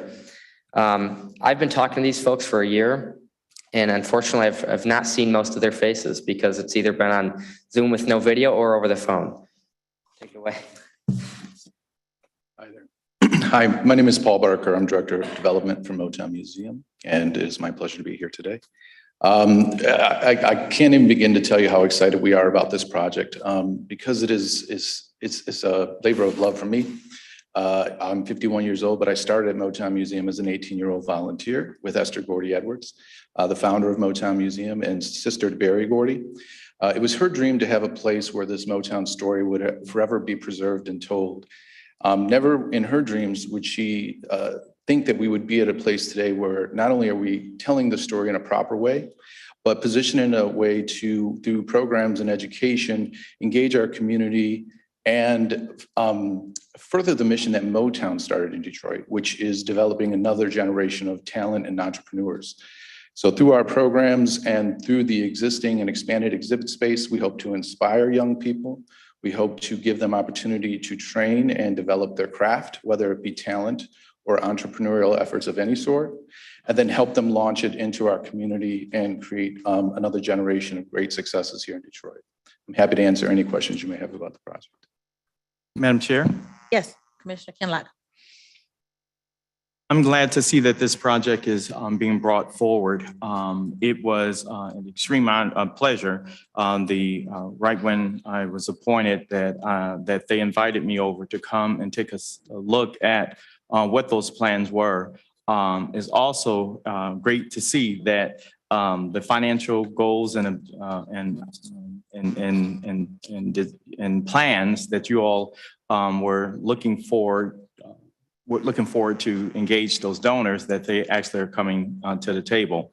And so this is the Motown symbol is something that is not just the city of Detroit, but it is absolutely something that is recognizable around the world. And Wayne County as being a partner in this development is absolutely a major plus. Thank you. Thank you. Thank you. Thank you for coming. Thank you for that. Thank you, Commissioner. Thank you. All right. Next item.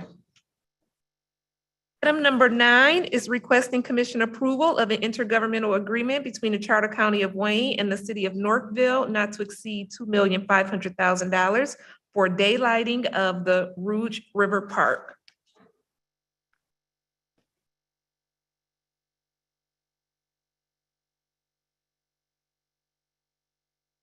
The daylighting of the River Rouge Park is a project that will bring more public space in the area of Northville, in the land surrounding the river there, where it's going to be daylighted and converted into public parkland to provide connections to Hines Parkway and Johnson's Creek. The total cost of the project is $19.3 million. The county is contributing $2.5 million to the public portion of this project. Dave Schreiber is the project manager. This project, whenever I think about it, is the very definition of transformational. There are so many different aspects of it that will lend to the support and growth and resilience of Wayne County. We've already talked about the fact that it'll connect parks to the north with Hines Drive to the south. It's going to open up and create this, this river that people will be able to take full advantage of. One of the things that you don't really think about or realize as part of this is that they're going to be able to help and relieve flooding in some of the more downriver areas as part of this. And I can't quite explain how all that works, but I've had it explained to me. But because it's near the headwaters, it will have a very positive impact to communities to the south. But I can't speak to it as elegantly as Mayor Turnbull can, so I'll turn over to him. Thank you. Madam Chair and Commissioners, it's my pleasure and honor to be here on behalf of Northville. I've seen many of you out there looking at the park set that we have, and I've given you personal tours. We have the Conference of Western Wayne out there Friday. You're all invited for breakfast and lunch out there as the host with myself and Supervisor Abel. We will have you out in Northville. But in general, as David said, know that Northville is the headwaters for 4 counties worth of water coming in. The rivers are everything to us, and that's why we're there. We're a milling area in the 1820s. That's why people came, and then the Industrial Revolution came, so all the factories came there. Believe it or not, little old Northville was number 2 in economics in the state of Michigan, with Detroit being number 1 because we were on all the rivers. Now we're trying to reinvent that and have that park space, have that area. And it's kind of twofold, not only for the generation coming out for those in the county, but also for absorption. Everything we do in Northville affects downriver. Everything is downriver from Northville. We're 327 feet above Detroit. We're the highest point in Wayne County. We have the only lake in Wayne County. So what we do in Northville affects all the flooding. At Northville Downs alone, we'll save over 35 million gallons of water going in by this new development because we have 34% green space now and 5 acres of land on either side of the river. It's the opposite thing that you should do that they did a few generations ago. They put the river underneath the Northville Downs in a tube and we sped it up to go downriver. We are opening that up to absorb it on either side. So they've been talking about this for generations. This development has rivers on either side of it. Johnson Creek, as David mentioned, comes in from Washtenaw. We have 4 counties worth of water coming in here, and it's Oakland County and Wayne County Authority on Randolph Drain comes in there. We are getting all the absorption levels ready. So we're pretty excited about this. We've talked about it. If you want to come out and see it, I've shown many of you individually. Come out Friday after that lunch or breakfast. I'll show it to you down there. But if you have any questions, I'm available for you. We even dedicated another park that Ms. Marecki was out there Sunday for the absorption upriver from this. So we are doing our part in the brownfield, we have $18 million alone that's going towards this project for the absorption on either side too. So I thank you very much for the opportunity. David and his staff know even more than I do. And I have Nancy Darga here, who's in charge of the river walk of all of Northville it's the Rouge River Restoration. She worked for Wayne County. She was a mayor pro tem, and now she's doing even more work each and every day. She appreciates that tremendously on the river walk. So thank you very much. Thank you, Mr. Mayor, for joining us. Thank you, Nancy, for being with us as well. Former Wayne County employee, absolutely. Any questions on this item? Oh, Commissioner Markey. Thank you. And I appreciate Mayor Turnbull coming down and Nancy. This really is an amazing project, if any of you can see it. And you can tell by the enthusiasm of the mayor that, and this whole project's going to take about 10 years, did you say? So we have our bicentennial in 2027. We believe that the gateways would be set. This would be the first project under the Northville Downs. We'll open up the river before they build any homes and condos and apartments in that area. Right. I mean, the whole vision that you have. The whole vision goes to 2032.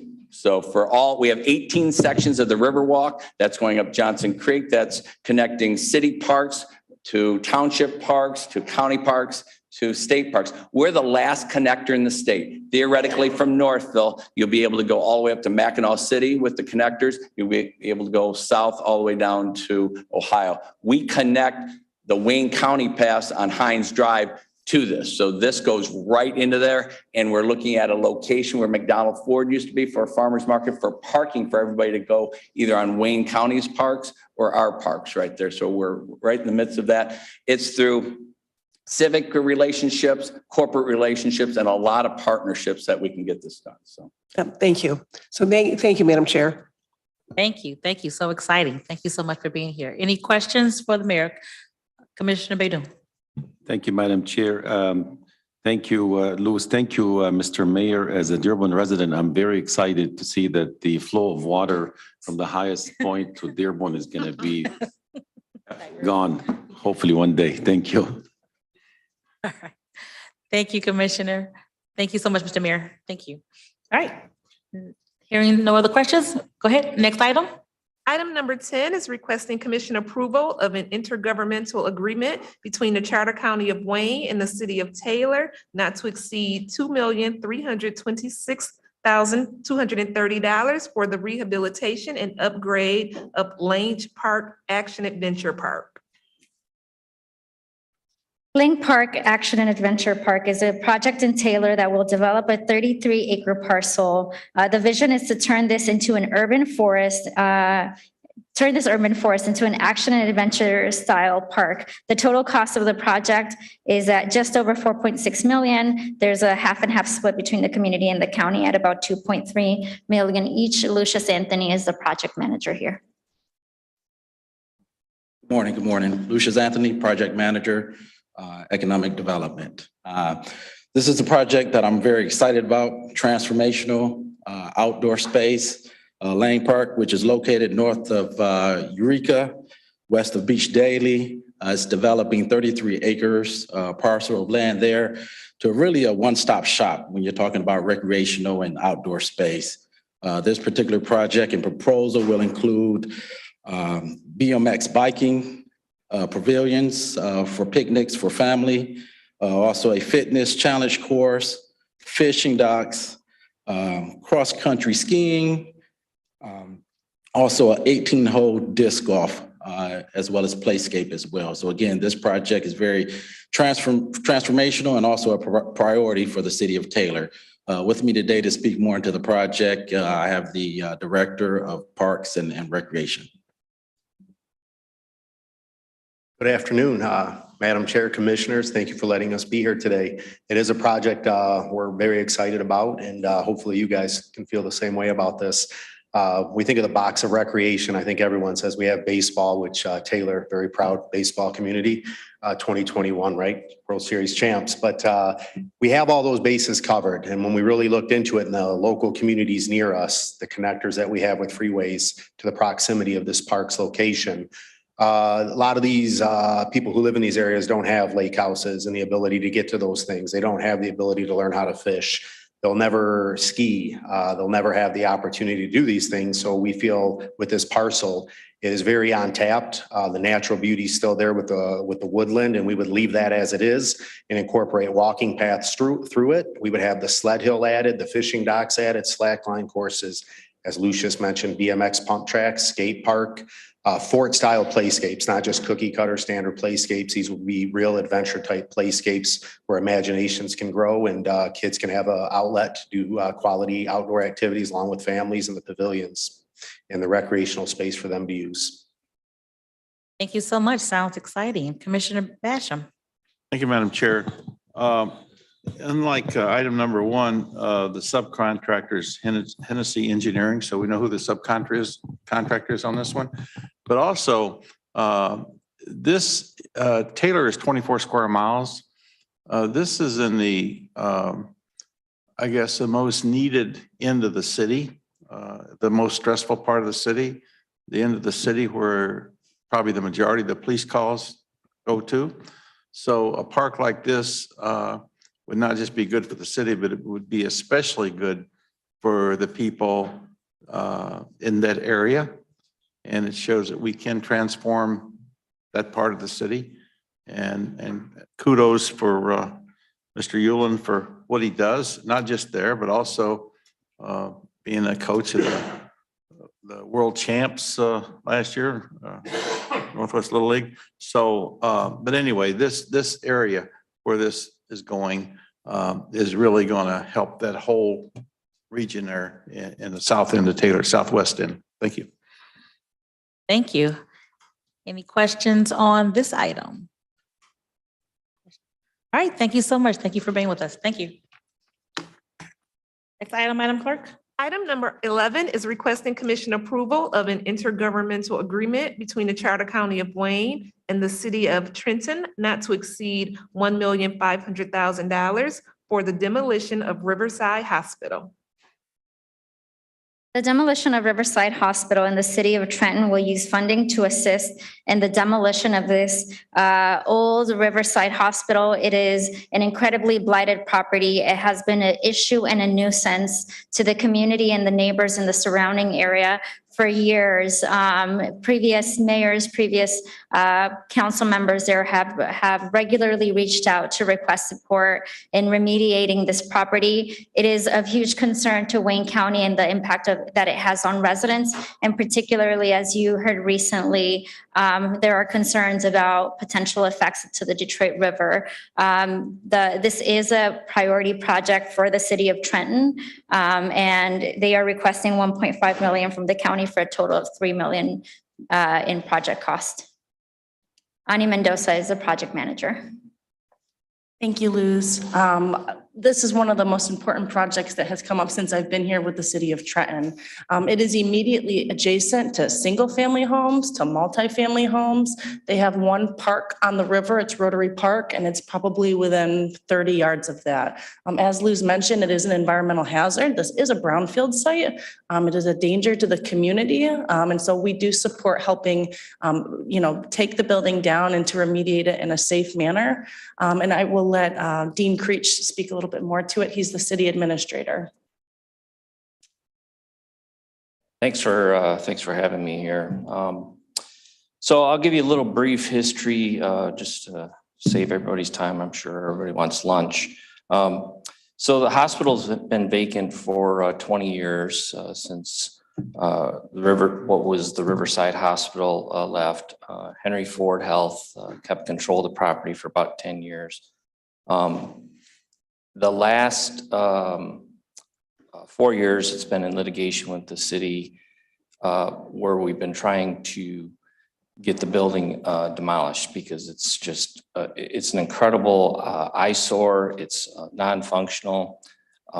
It's 10 acres of really, really nice property on the river, probably the nicest 10-acre parcel available if you remove the structure. So in 2018, we did issue a dangerous building order and it was blighted. So it's been in litigation with the help of the court receiver who was appointed by Judge fuel. We were able to create an agreement so that the building will get down and the property will get redeveloped. Currently, the development calls for senior housing with a long-term care component on the property. That's all in conceptual point. Where we're at with the property now is, yeah, we had a fuel spill just recently that leached from a tank that's still, it's been stopped. Thankfully, the property owner has mitigated most of the issues with that. We have asbestos abatement and lead abatement that's currently actually going on as we speak to try to make the structure that much safer.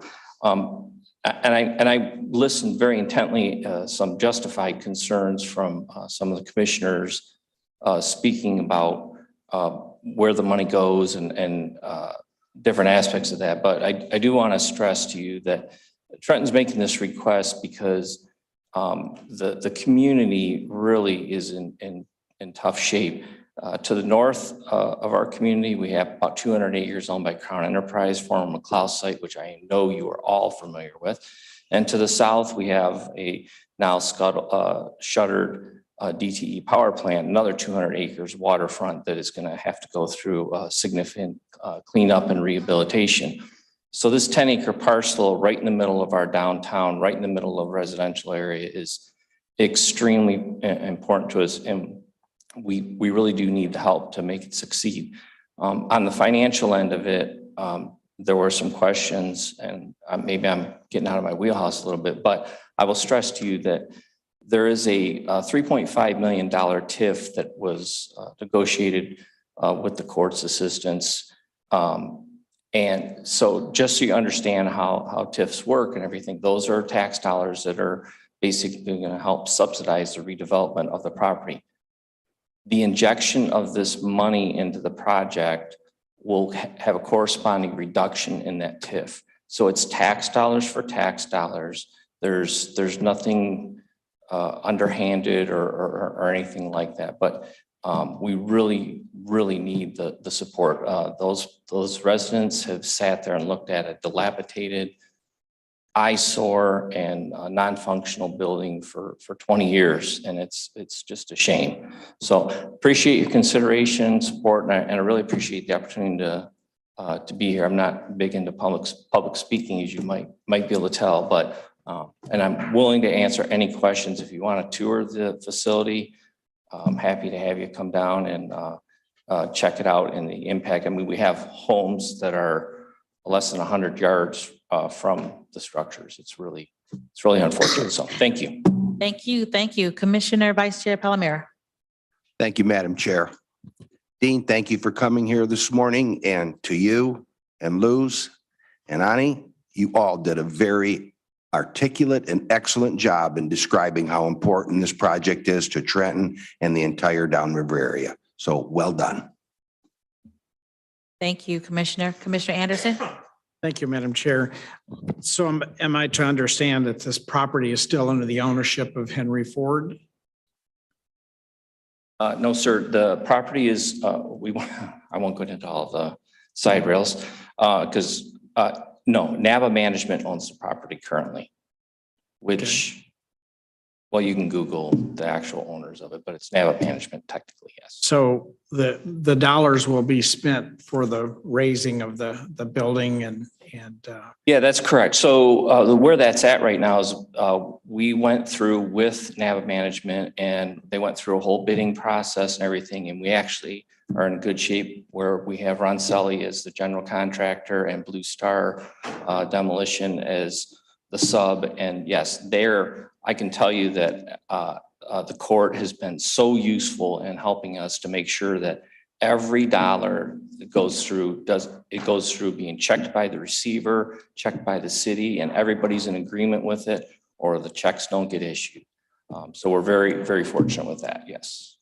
so the money is being used to prep the property for development. Or yes, it's demolition that's going to segue right into development. Okay. And that'll be a 501c3 or will it be a private I can't development? guarantee where that'll land. I know that the conception, I mean, you know, with things that are submitted to your planning commission and ideas, and when they say conceptual, you go, okay, well, did the conceptual plan actually end up like the end plan? Rarely, but we hope that it's similar. The big thing is that we should in very short order be able to have a building that is down, it's not straddled with any lingering issues, and should be primed for development. I was the one that maybe others had the same concern, but that is a concern to me of using funds like this to prep a piece of property for redevelopment. And that someone. So, you know, and it's tough for us to tie up every loose end and guarantee. And, you know, there are issues with that. What I can tell you is the property is valued at, I checked with our assessor yesterday. The property is valued at 1.5 million currently as it sits roughly. But there's pretty conservatively about $3.5 million worth of the demolition and site remediation that has to happen before it's even at the starting line, so to speak, for actual redevelopment. So while you can't ever guarantee that the player is going to stay in the project, what I can guarantee you is we have very good, very strong language in our agreement that any money brought into the project, there has to be a corresponding reduction in the TIF, which without that, I could honestly empathize that it wouldn't be a good move for the county to support this, to be honest with you, if there wasn't a corresponding reduction, because you would be just injecting money into a private enterprise. And in this case, it's not. So the city will benefit by the reduction in the TIF. That's what you're saying. Okay. Yes, yes, the taxing authority would benefit by it. Quick, we'll get them back on the tax rolls that much quicker. I understand, and I can see the benefit. Thank you. Commissioner Baker McCormick. Thank you, Madam Chair. Okay, so this property is owned by a private individual. Is that what you're saying? Okay, and you understand that these are dollars, American Rescue Plan dollars related to benefiting the public. These are public dollars. So I guess I'm not understanding why this is even a high priority. I'm not saying that it's not a priority. No, that's okay. I'm just saying that if we're expending American Rescue Plan dollars, they should be spent on the public, a public resource or providing a service, not demolishing someone's privately owned property to redevelop. Now, if it was owned by the city and then we were tearing it down to develop and it would be an income to your city, then I think that's a different scenario in my mind. Now, everybody, else could have a different opinion, but I agree with you. I really do, except for the TIF. So just, I know you're well aware or whatever, but for anybody who could be really bored today and listening at home or something, you know, a TIF is basically a repayment over time, and it is all tax dollars. This is going to compress that time period, and that 3.5. Well, I'll tell you, the 3.5 has already been reduced because we have Eagle money committed to the project for site remediation, which is wonderful, and then the corresponding, hoping that y'all approve our project. That would reduce it further. We would be down to a TIF of about 1.4. Those are all tax dollars. So those are, it's not It's not going in anyone's pocket because the TIF is there. The project, the 3.5 is gonna get, I don't know how to explain it, probably from someone who has no idea, you know, that's watching and just paying attention. But basically, yes, the 1.5 directly is offset through a TIF, the 1.5 million. And Right. that's And I get that's the the tax- rationale that it works because it's Yeah. all taxpayer money. I get the Okay. tax advantage of, you know, how the TIF is set up. Yeah. However, for what we're trying to do and the best use of American Rescue Plan dollars, I don't see where this is going to help our constituent base. And I have a couple of buildings in my district that are privately owned that I would love to see demolished. But I know we can't use private, public dollars to fund a private entity. So I think I'm a no on this one. Thank you, though. Thank you. Vice Chair Pro Tem Baydun. Thank you, Madam Chair. I'm going to put my real estate hat on, if you will. I'm a real estate broker. By the way, I fully support this item. Anytime you see a dilapidated building that's been sitting there for 20 years, it does affect the residential property values. There's no doubt about that. And I understand my colleagues' concerns about using public funds to demolish a privately owned property. But I think we can look at the bigger picture. The entire city of Trenton is probably going to benefit from this demolition, from this eyesore not being there. And I believe any development that comes there is going to be a lot better than this ugly site that's there right now. I'm just for my real estate curiosity, was this a property ever offered for sale? And how long has it been on the market if it was offered for sale?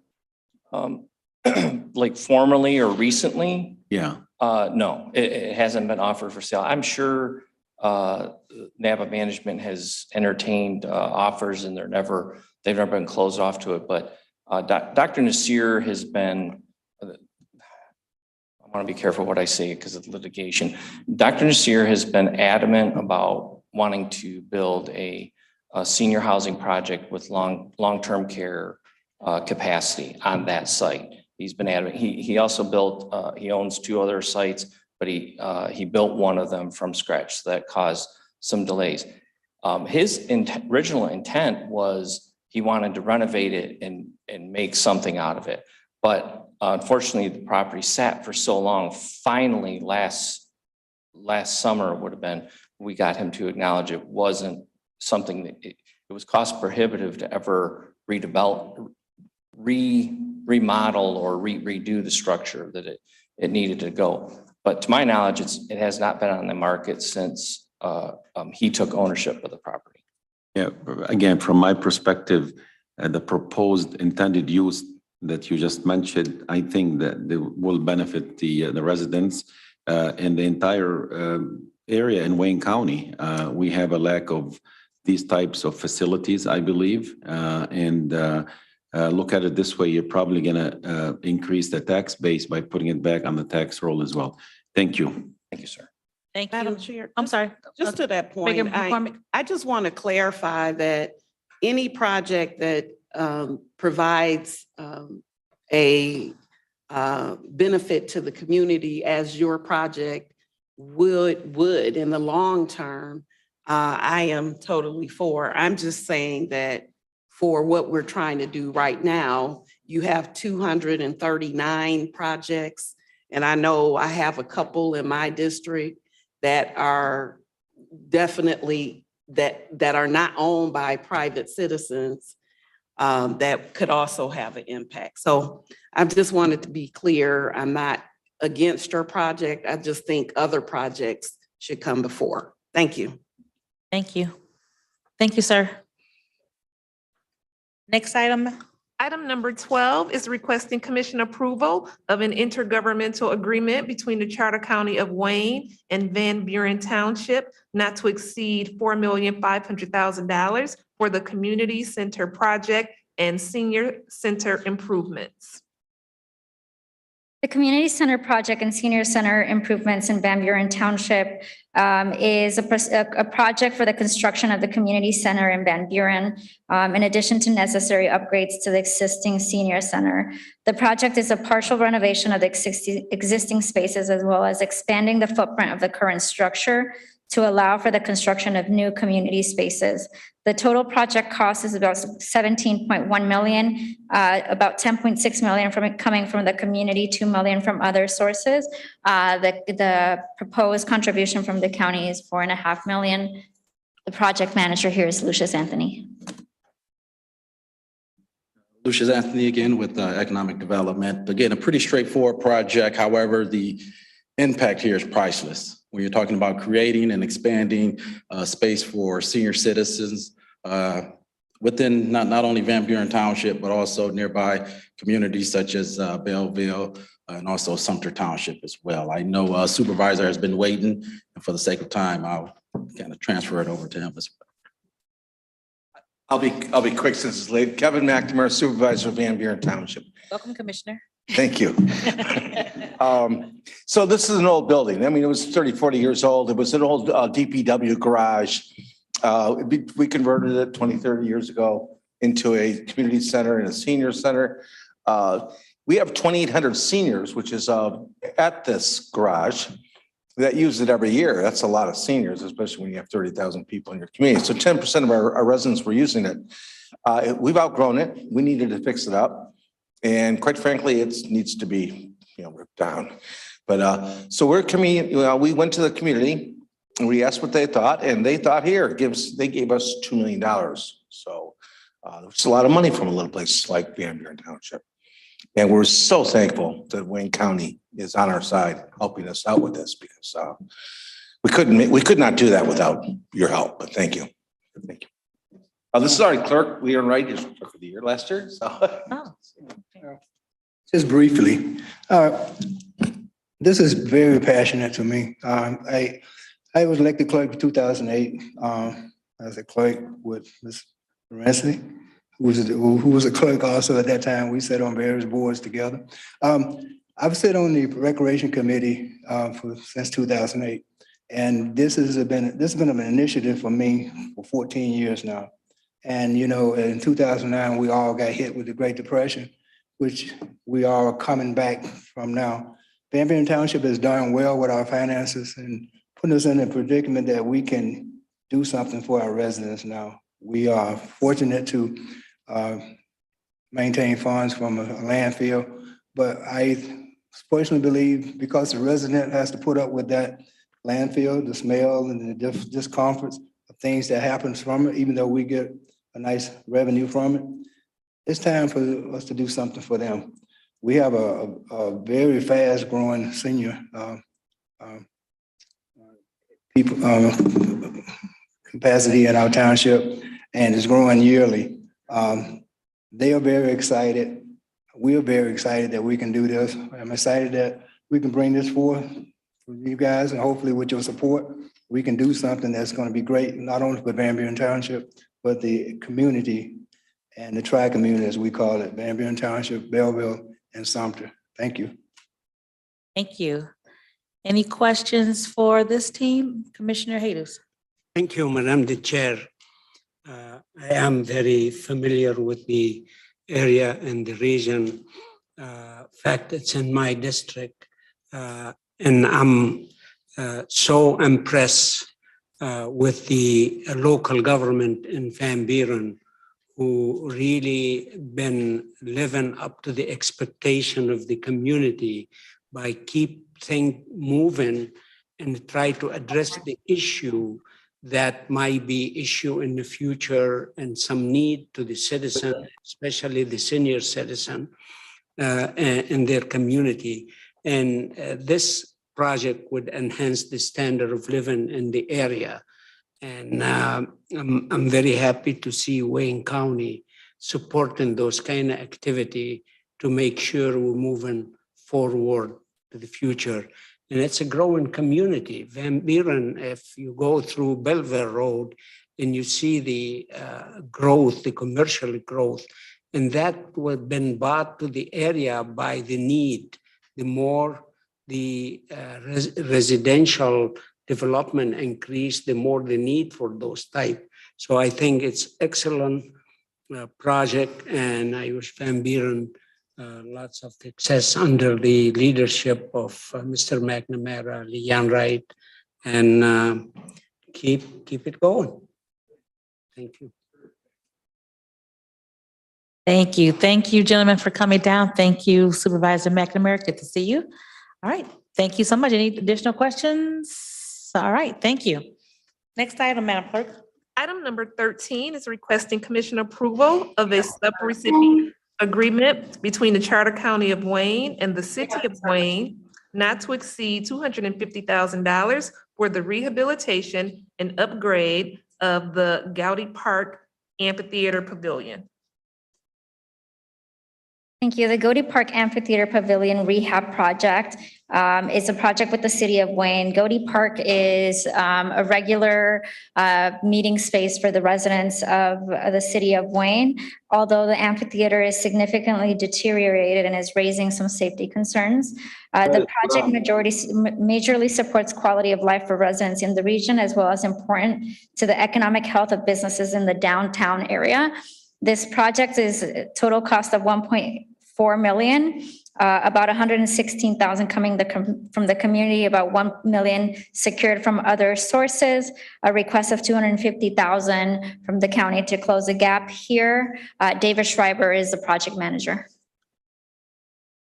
As you can see from the picture on the screen, I mean, this is a real gathering place. It's not just for the residents of the city, but it attracts residents from all over the region for the different types of events that they put on. And therefore also very much supports the downtown businesses which are adjacent to the park. So it has that benefit in addition. The thing that's really impressed me about this is I've been working with the city is how fiscally responsible they have been about doing this project. They have been doing it in phases as they've been able to get money to put it together. And the dollars that we're asking for this are going to help them, well, it will actually put them over the top and allow them to complete the renovation of this space. Very much like the Belleville project, very central to the community. I know they were on the line. I don't know if the city staff is still on the line and I would see like a to say whole room something. full of City of Wayne folks.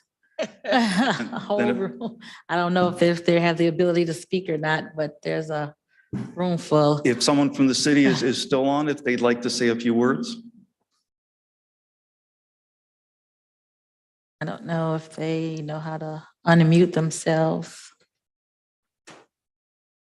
Okay, well, we see you. Hey, hold on. Okay. All right. Thank you. We kept getting muted by someone, so. So we have myself, Mayor Racy, John Racy. I've got my city manager, Lisa Nosolini here. I've got my building and engineering head, Mike Whiten, and my head with the DPW, Ed Queen. Good morning. Good morning. Good afternoon. And the amphitheater located in the heart of downtown Wayne is a popular location in the region, hosting numerous events, including but not limited to city events, serves as an alternative for the Wayne Westlake schools for outdoor concerts, the 29th District Court drug rehabilitation graduation ceremonies, concerts in the park, has been a host to a number of farmers market events in previous years, vendor shows, weddings, graduation ceremonies, birthday parties, anniversary parties, memorial services, and daily picnics, serving as a lunch spot for those who live and work in our downtown. The amphitheater not only provides a space for events, music, art, culture experiences, it is also a tremendous creative and communal space that is inclusive, diverse, progressive, and inspiring to many. This venue also brings patrons into downtown area when events are held. When patrons spend their money in the downtown, that is in turn is helping our local businesses. And this project that we have been working it in phases, and it is a big deal for our community to be able to get this restored and making this a space that's going to be for generations to come.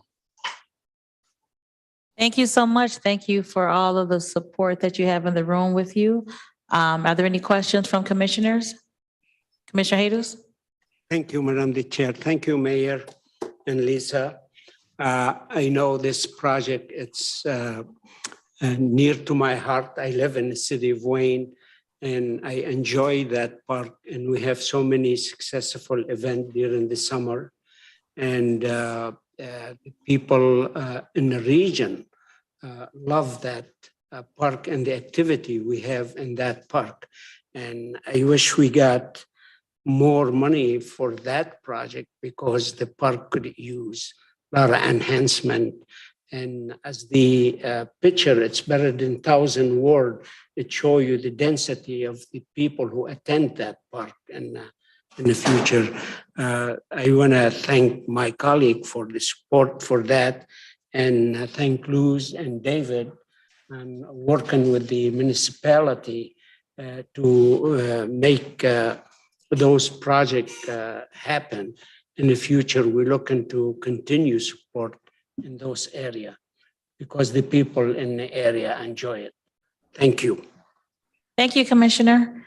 Any additional comments from the commission? All right, hearing none, and thank you to the room full of City of Wayne administration and the mayor. Thank you. Next item, please. Item number 14 is requesting commission approval of an agreement between the Charter County of Wayne and the Boys and Girls Club of Southeast Michigan, not to exceed $500,000 for industry club in the cities of Detroit and Highland Park. Go ahead.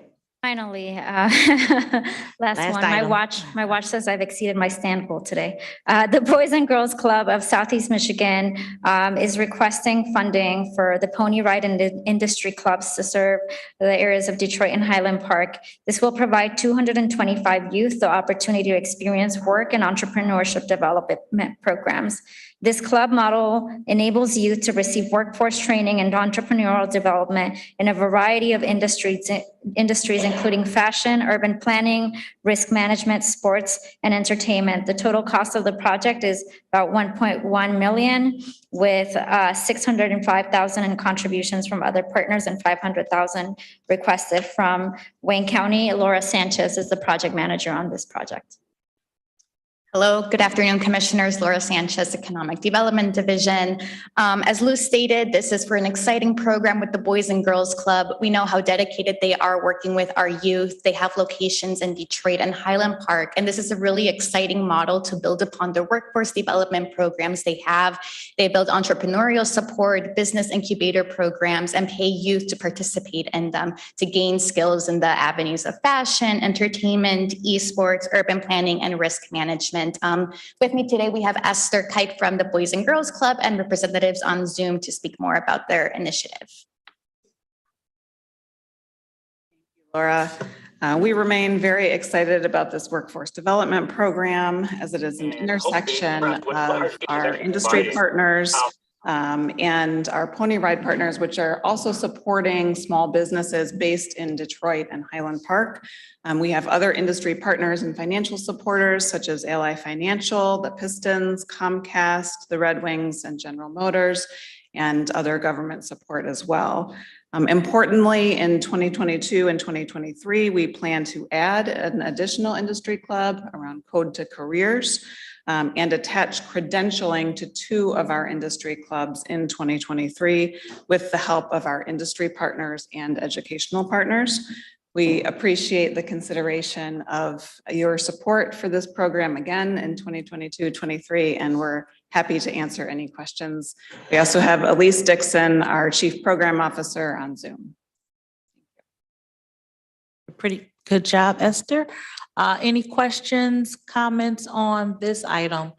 Simca, the first item that we had was workforce development for adults. It's nice to see workforce development for our young people, especially the model that the Boys and Girls Club is incorporating into their new mission is making for people to be homeowner ready and workforce ready. And that's what these programs are designed to do. So it's nice to see something for our young people. Commissioner Scott? Thank you, Madam Chair. How many Boys and Girls Club? I know I have one in Highland Park and I have one in Detroit. We have right now 4 standalone clubs, 1 in Auburn Hills, 2 in Detroit, 1 in Highland Park. We will be adding one in East Point in 2023 and hopefully also expanding our industry club model and pony ride model into downtown Detroit in 2023. Okay, but you mentioned Detroit and Highland Park. Are those the ones that are being, or all of the Boys and Girls Clubs part of this? Every Boys and Girls Club has an industry club and a pony ride I component mean, that's to a it. part of these opera dollars. That's what I'm trying to find out. Yeah, Detroit and Highland Park would be what this would be applied to. How many in Detroit? Two. Two. Okay, and the one in Highland Park. That's right. All right, thank you so much. This is a great program for our children. Thank you. Thank you, Commissioner. Any additional, Commissioner Kniezek? Are you saying pony ride? What? Pony Ride is a small business incubator we merged with in 2019. It's a business incubator. It's called Pony Ride. Right. Okay. I had a much more fun idea in my head, but okay. Any additional questions on this item? Okay, thank you all so much. Okay, Commissioner Baidoon. Madam Chair, before we vote on all of these items, I just want to take this opportunity again to thank Luis Meza for your hard work. You've been standing for 2.5 hours. And I want to thank you and your team for a job well done. Thank you. Thank you, Commissioner. Any additional discussion on these items? Commissioner Anderson? Thank you, Madam Chair. Luce, I just wanted to reiterate, I would like to see, and I think there's probably others that would like to see what's holding up the other projects, what moves those that are currently proposed batch 2 that will get them to the next agenda. If you could provide that to us. Thank you. Thank you, Commissioner Baker McCormick. Yes, thank you, Madam Chair, and thank you, Luce, for all the work that you're doing. I know this is not easy to, figure out what's more important than, I guess, others, but I'd like to just kind of talk to you to see how we can look at the projects and making sure, because I know my community submitted a couple projects and we're not even on the list at all. So just, that's a little concerning. To talk more about whatever particular priorities you want to discuss. Thank you. Any additional questions, comments from commissioners? Mark? Yeah, thank you, Madam Chair. I know that one of the questions we had asked regarding these projects was regarding ARPA status in its totality. And I know that we made a commitment to talking about how we're going to spend. I know you talked about $237 million, but we are quickly approaching, and I know that we work just slightly faster than the speed of government. There are rules and regulations regarding the spending and commitment of ARPA funds. So I know you committed to talking about the commitment of that $237 million and the process of it. Could you also include the timing associated with that so that we make sure that we have enough time that we don't lose any of that funding? Yeah, absolutely. I mean, it is our goal to move projects as fast as we can. We're hoping for a next batch, at least from the our community engagements, probably early next year. It just takes the contracting process with each of our communities. Yeah, because I know that the federal regulations regard a critical date is December 31st, 2024. Right. All of the funding has to be obligated by December 31st, 2024 and expended by December 31st, 2026. Thank you, Mark. Any additional questions? Again, I want to thank Lou's team for all of the great work that you've done on getting these to us. Thank you to our staff for all the analysis and the work that they did to get this to us as well. We meet again, of course, on Thursday, so we have information that you can go over, and there may be some additional questions that you may have by Thursday. But we do have a motion and support, correct, Madam Clerk? Yes, but items 2 through 9 and 11 and 12, the motion should be contingent upon so that they can be returned to the department for corrections. Okay, the motion, whoever made the motion, contingent upon the corrections that need to be done by, and have them back to us on Thursday. Who made the motion? Okay. Okay, and the support? With the support, okay. Okay, that's the motion.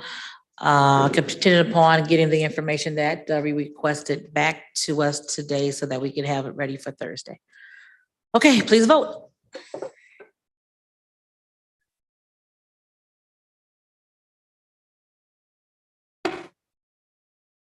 Yes.